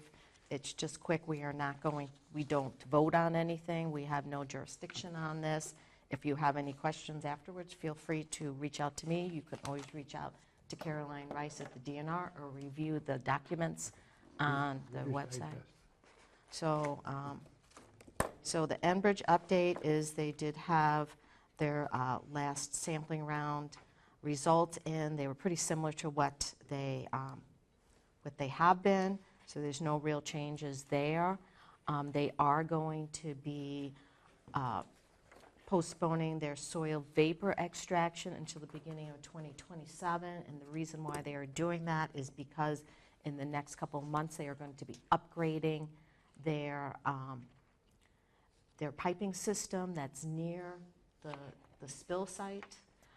So that would interfere with the construction of the SVE system. And so they're going to be upgrading. They will be removing some more soil, contaminated soil at the same time. So that is a really good thing that they could be updating, hopefully preventing any additional spills, as well as removing some soil. So then it'll just push the SVE system back, but they will still be doing that. Caroline Rice has stated that they are still reviewing their large site investigation report, so that won't be available for another month or two. And I'll just keep on looking out for that report. And then at that time, they'll be talking about next steps if they need to change any of their investigation moving forward. So that is all I have there.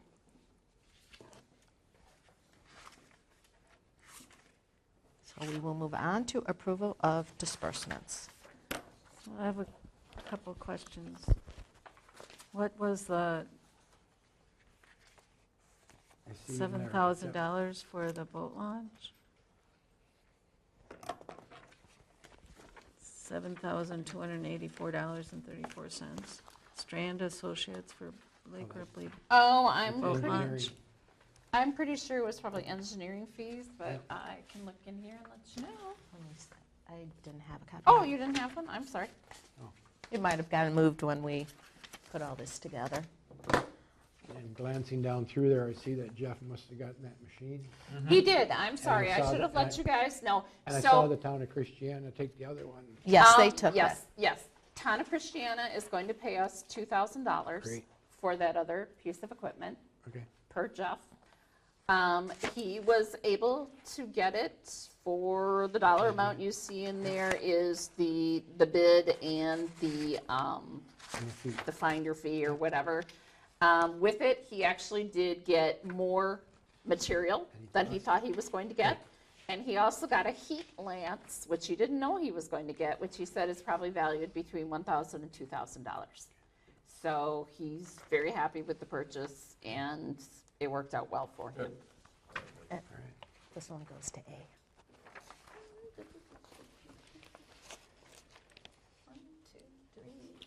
So is that for Yeah, let me look for the strand Yeah. one. Hang on. blacktop at the boat launch? What are you talking about? The $7,000. Oh, I think that was engineering fees. To do, I think for the whole boat, that's all Strand reimbursable, I think. for the whole Associates, bunch. professional services billing May 1st, 2026 through, yes, it's for the Lake Ripley boat They, launch. they did have to put it together a DNR permit in order to include into the grant application. So they put that together, and that was the cost of and that. that cost $7,200. Yep. Yeah, it's a lot. Sounds a lot. Well, I believe you, but. Well, if you want to see it, you If can we get the definitely grants, see it. that's reimbursable. Yes, right? correct. So, I mean, we're applying for grants, and Yes. then hopefully they'll get the grants, which is all indications we will get something, and that gets reimbursed, right? Right, correct.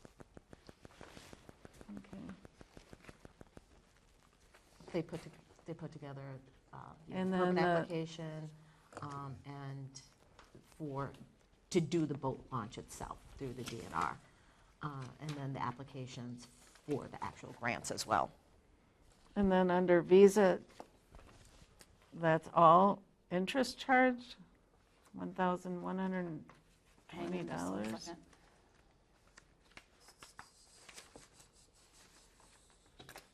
Interest Interest charged charged police police. departments, $1,100. No, she must have that key to the wrong. Check number 2305. Yep, give me just a second to get there. Visa. Know what dollar amount are you looking at? $1,120.96. She must have a key to the wrong account, which I can do a journal entry, because no, we don't have any interest charges of $1,000 some on the Visa bill. There's one interest charge for $5.49 on mine, the administrative account. Just look at the check number. There's one interest charge for $14.46, which is on Vanessa's account. That's the interest charge. So is that check written for the wrong amount? No, the Do you check have is the written for checks? the entire amount. Oh, This doesn't show you.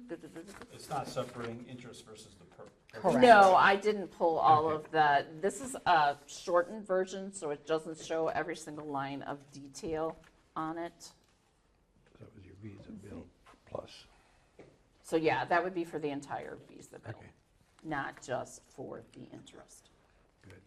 The entire bill was $1,440.83. $1,140? This is. Well, it's broken up into pieces. $1,120.96 Well, let me is what the see check is written for. If there's an amount that was taken off here. I would have to look and see how it's broken up onto the check. This one is for $665. I looked at all of them before I went through them, so. And this isn't just for the police department? Visas? Right. No, there's a Visa bill for Vanessa, there's a Visa bill for me. Correct. And So, but this entry should be changed on the disbursement sheet then. Well, I said I didn't do all the detail with it, it's just showing one check.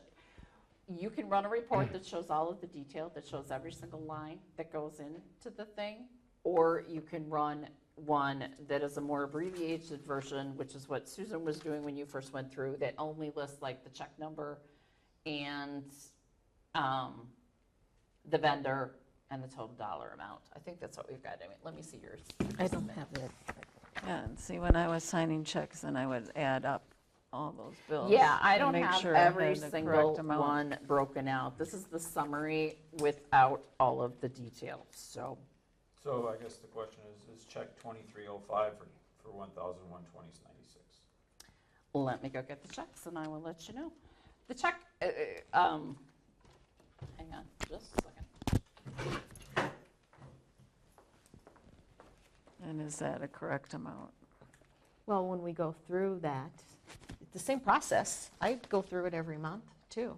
Okay. Ensuring that the check and the invoices But are correct. that's after we approve them, and there's nothing that can be done then, because it's already approved, right? Because you don't sign the checks until the next day or whenever you sign. Yes, correct. And the check, 'Cause we that check can't- amount has already been approved. Well, And if you there have no was- idea if it's a correct amount. Right now, I don't know if it's a correct amount, but when I sign the checks, I know that it's the correct amount. I But do if the this same is process. the amount that has been You'll have an approved. invoice, and then you'll have your written check that goes to I the know. invoice. Yes, Right. but this is the But same. when Why I is today signed the different than checks, I would any? add that up and make sure that was a correct Yes, amount. and that is still being done. So why is it that, Uh, why is it because different than this week than last? We're this approving month? $1,120.96. Looks like, and then this is all the breakdown to be Okay. this, the 1120.96. Okay. But this is all of the breakdown. So the interest charge for the police department, which is the only line that it's showing here, the only description line is the very Right, first line it that's just there. cut off there. Yes, so if you want to see all of the detail, I can run it with detail. It will be longer, That's but. what, I would rather see the detail. You And can I come don't into the office and look at the detail. I'm fine with it. Well, how are you going to know? You can if look that's at whatever right? you want. But I'm not going to, how can you, you're saying one thing How and you're is doing this- another. How is this month different than any other month for Because many usually I years? sit down, before we do the approval, I had already gone through the checks. Have you and- gone through every single check? Yes, I, added up all the amounts. Wendy, you've seen me do that. Well, And and and I've I've also- always asked you if I had a question about how Yeah, did that there- amount come to be. and we still will do that. That will still happen. If But there- it's after it's been approved. this amount's been approved. You have no idea if it's a correct amount or not. So you're not trusting me to make sure the correct amount goes in there, is what I'm hearing. No, I'm just saying, There will be checks and balance. If for We- some reason it is wrong, it will not be dispersed if the check is incorrect. Then we will bring it forward again. If there is something that is not whatever, correct. I Nothing is lose- being sent out that is incorrect. And if it is a Visa bill, that it will be corrected. No, the Visa bill is correct. Okay. What was showing up on the report is not correct. is the $1,170, whatever, which is correct, which is the amount the check Okay. was written out for. But it's only showing that first line because I didn't do all of the detail. And if Joy wants to see all the detail, I can run that Okay. report with all the detail. All right. I would And like then that I then. showed them the checks so they could see when you look here. Let me show you here.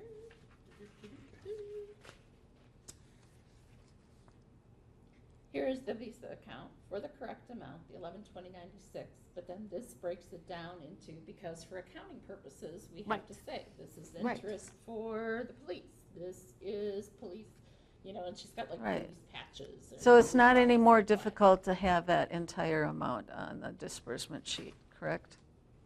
No, it's just, it will use a Okay. little more paper, but Okay. it's simply a different setting on the report is all.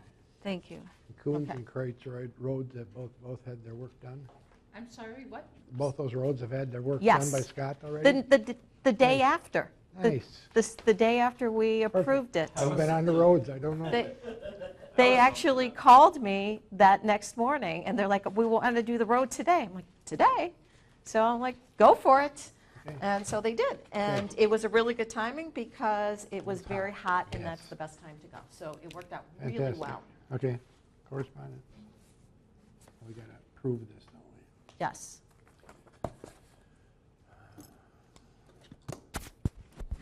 Okay, so we make a motion that we approve from check number 2212 dated 6/22 all the way down through check number 2306 dated 7/21/26 for a total amount of $250,633.85. Second. Okay. All in favor of the motion, say aye. Aye. Opposed? Okay, motion carries. The reason why they're a little higher this time are Jeff's piece of equipment. We also had a loan payment. See that? To the bank. So there were just a couple things in there. They were a little higher, plus the money for the seal coating. Okay. Fantastic. All right, so we'll move on to correspondence. You've been receiving correspondence and emails. We just, I don't know if you sent it out, you did get I sent Chief. the Fort, What's up? Fort Peterson's, just sent something Yep, late this afternoon. Chief Peterson's report was emailed out. I don't remember if he sent it yesterday or He today. just sent it out this afternoon. Well, his was sent out, his fire report, and I talked to Laura about getting that posted online.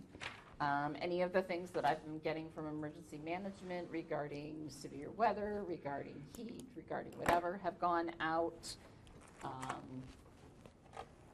I don't have a lot of other correspondence. The main correspondence thing that we really had was the letter from the Cemetery Association, and that had to be presented anyway in order to. And we did have, you did receive an email, the village approved Potter's Road, so that whole project will be, the whole road will be completed. Oh, okay. So they're gonna do their portion also. Yes. Good. It'll go through the county, they'll all be done at the same time, and that will be done at the end of August. And be taken care of. Okay. So it's a good thing. Okay, Life is good. right. So we will move on to future agenda items. Laura Lowry and I have been working on a lot of ordinances. We had some ready to go, but clearly it was a long agenda, so we will postpone those until next month. I think there will still be more that we've completed than will be on next month, but we will try to, just do so many per month. And we will then have that road agreement with One Energy that we'll need to include. Okay. I'd like to see the short-term rental, start working on that again, because it's going to take a while to get that in place. And So if we we would like want to get it in place by next spring, we should start working on All that. right, so since you're very passionate about it, please put together some information. Besides, we need more than just an ordinance. We need a permit application. We need to know how we're going to implement this, how we're going to enforce it, what our Department of Revenue requirements are, what our staffing requirements would be. All of that needs to be done prior to approving of an ordinance. So please start working on all that information, and then we will put it on an agenda. Yeah, I got you. I I had a don't- lot of that I information don't have a any year of it. ago. I don't have any of it. Please provide that information to you. I did not receive any of that. Over a year ago. I did not receive any of it. Maybe you sent it to Susan. I did not receive it. A permit application, how we're going to enforce it, how we're going to identify who has a short-term rental, what our Department of Revenue requirements are, what our staffing requirements are. Is this going to require additional hours? How many hours? Speak to the chief about enforcing those rules. So all that needs to be done before we can start implementing Can anything. we have it on to set a committee? No, we're not going to send a So committee. you We want- have a committee here. If you could start that and provide some of the information, then we can move forward. I'm working on a lot of ordinances and other items, so if you would, you're very passionate about it, so please provide some of that information. Okay. You I'll just said send you what already I did. have already. Send us what you have, and then whatever else we need, you can work on that now. So that would be fine. Then as soon as we have all that, I'm happy to put it on the agenda. We just need to know how to do that. So yeah, I'm happy to put it on the agenda. If anybody else has something, please email me, and we can discuss it. So we'll move on So to. not necessarily a future agenda item, but I just want to let you guys know that we have already received one objection letter to the assessments. So as far as Board of Review, we're going to have at least one case already. I didn't expect to get one back in the mail this soon, but it arrived yesterday, and I've had 2 other people request the form to file formal complaints, objections to it. So. And when just- is that again? Oh, August Board of Review? 26th. August 26th. 26th, in the afternoon? I will have to look. I don't have it right. in Okay, front I of can me. look at. Yeah, and we can, well, Laura definitely posted the open book again before this happened. They had lots of people in. They had lots more people today than were in yesterday. Got through it all, but just wanted to let you know that I realize we have to hold Board of Review at least 2 hours, but I'm just saying we already have objections. I expect there will be more forthcoming. It will be at 3 o'clock, 3 to 5 at the very least. And then we may need to schedule another date. Last time we had, do you remember how many dates we had? 2 different days. At least 2 we had. Well, we'll see what we need to do as Yeah, we as we get more letters in. So we'll figure that out. Okay. So we'll move on to public comment. If anyone else wants public comment, please come up and state your name and. Appreciate your patience. Last man standing. I applaud his commitment. Hello, I'm Ryan. I live at N4412 Wolf Road. My wife and I just bought the house about 3-ish months ago. Our first meeting was fairly spicy, to say the least. It was the fire department thing about 3 months ago. The annual meeting, probably? Yeah, it was that one, I think. So I've lived in 3 countries and 10 different states. I've owned houses in 2 different states, including I still own a house in a different state. Taxes here is incredibly high. Demographics here, I have fears that this township is not going to exist the way that we see it today, as most people demographically are 51 and older. Taxes are going up, as we know. Cost of living is going up, as we know. talking to people. My wife and I get out, we talk to people, and people are incredibly concerned, but they're just not going to voice it publicly. From what I can gather, there's only about 16% of people in my age group, and I'm under 40, that own houses here. That's not good for the future.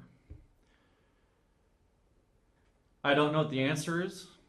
All I know is everywhere else I've lived in this world that taxes are not this high.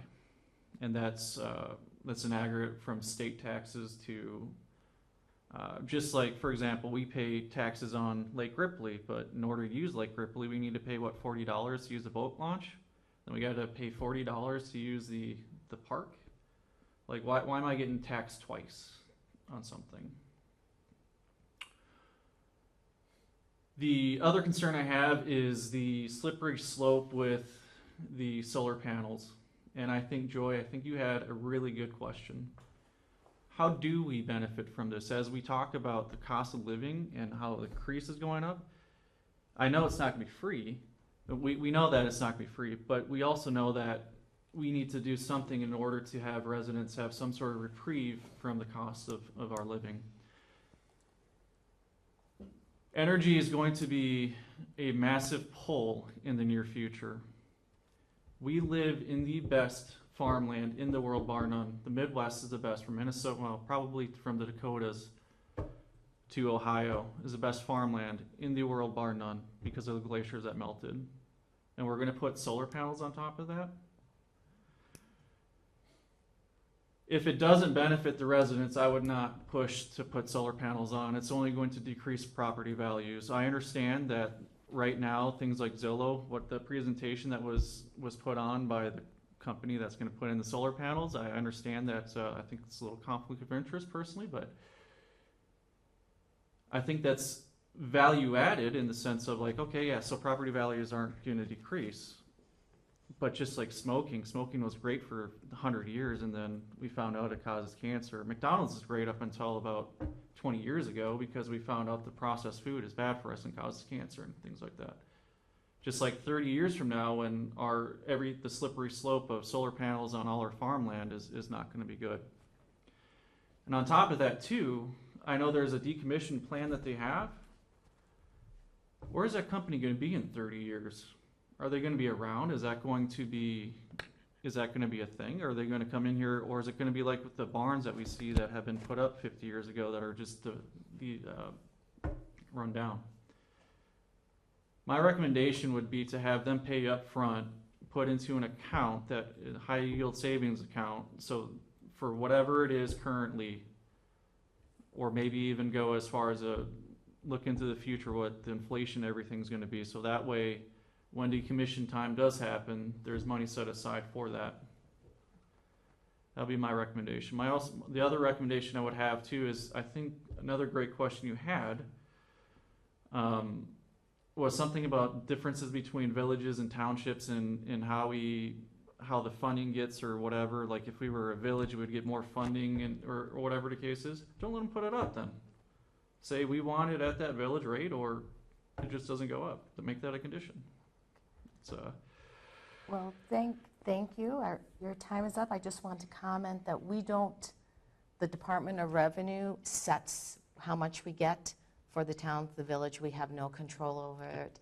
And I should have mentioned this, and I apologize I didn't say it in the meeting, but there are state statutes about unfortunately, that we don't have a lot of autonomy, and that we are required to, if the solar panels come, unless there's very small, very specific reasons to deny it. Unfortunately, we can't deny it, and having these conditions is really our only way to try to help control it. And we do have a financial security, and that is basically a line that is through the bank, so that we can, the attorney said it, if they disappear, that money is still there, that we can use it. So you are correct, though, that it's a really important thing to have, and it is one of the conditions. And, I apologize that I didn't say that under state statutes.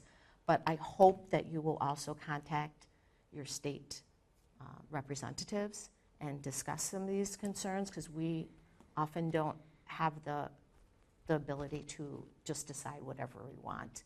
And to have people like you that are willing to advocate is a really great thing. So I appreciate it very much. Thank you for your time. Yeah. Thank you. Thanks for the suggestion. And we also have, you can consider running for the board as well. Which one? This one. This one.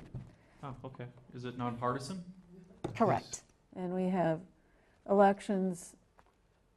Every year. There's Yeah. three of Every us will April. be up There's for 2 of us election. going out in April. Should I just put a big thing, taxes are too high, run on that? You can run on whatever Well, you want. Look to at your run on. tax bill and see how much we. Oh, I've already looked several Okay. times. All It's right. Jefferson County, is it? Yeah, Jefferson, they do a pretty reasonable job actually with that. Yeah, yeah. Yeah, yeah. well, if you have any questions, please feel to reach out again. And you can email us or. Can I just end with this? It's something that I think we do have control over. What's If I have to pay for a lake, why do I have to pay for the boat launch / the park? We will take that under advisement. Lake Ripley, Thank- you mean you pay for Yeah, the Lake so Ripley if you- Management District and then? Yeah, so if you go on Jefferson County and you go to, you put your thing in, you can see the school is the biggest mafia, takes out Yeah, like yeah. $1 million, and you're like. And then you go down the list, and then apparently I'm paying for a community college too. And I'm like, what? And then got Lake Ripley, Jefferson County, and the township. It's too much. So. Talk to him about Lake Ripley Management District. I am the chair of the management district. You're welcome to call me anytime you want. I also work for the technical college. It's 2 of those things that you could reach out for. Okay. Love it. And I'm at the board of the school district too, and she didn't like my ideas either. All right. Well, thank you Well, so I'm much. glad for your interest. Thanks for your input. Thanks, guys. Our next agenda item was convene in closed session regarding review. I had talked to the attorney that was appointed by the insurance company for this. He wanted to put this on the agenda. He this time as the court case is coming up in September, but he was supposed to be providing information such as some information from review itself, and he did not provide it in time, so we cannot discuss it now. There's nothing to discuss at this time. Yeah, I was confused. I thought, well, I knew Michael was coming. I thought, well, why is he? I thought this was put on because he was going to be here, and he's not the attorney of record. It's Attorney No, but he will Templeton. be helping us make our final decision. If they would like to settle, we will be using our attorney to help make that decision, because I do not believe that the attorney provided by the insurance company is looking out for the best interests necessarily of the town. But it was something that attorney asked to be put on this agenda, but he did not provide any of the information that we would need for any kind of discussion. So there's nothing to talk about. I see that, yeah. There's just a final pretrial in September. Yes. So that's not the end. It's scheduled for a jury trial after that. Right, but he wanted us to settle. So he wanted to provide settlement terms, but he did not provide that to us, so we don't have anything to discuss. Okay, so our next meeting is August 18th. Also put on your calendar, August 26th, which is the Board of Review. And then I will will entertain motions for adjournment. Okay, got a motion? Second? Okay, I second it. All in favor of adjournment, say aye. Aye. Opposed? Not allowed?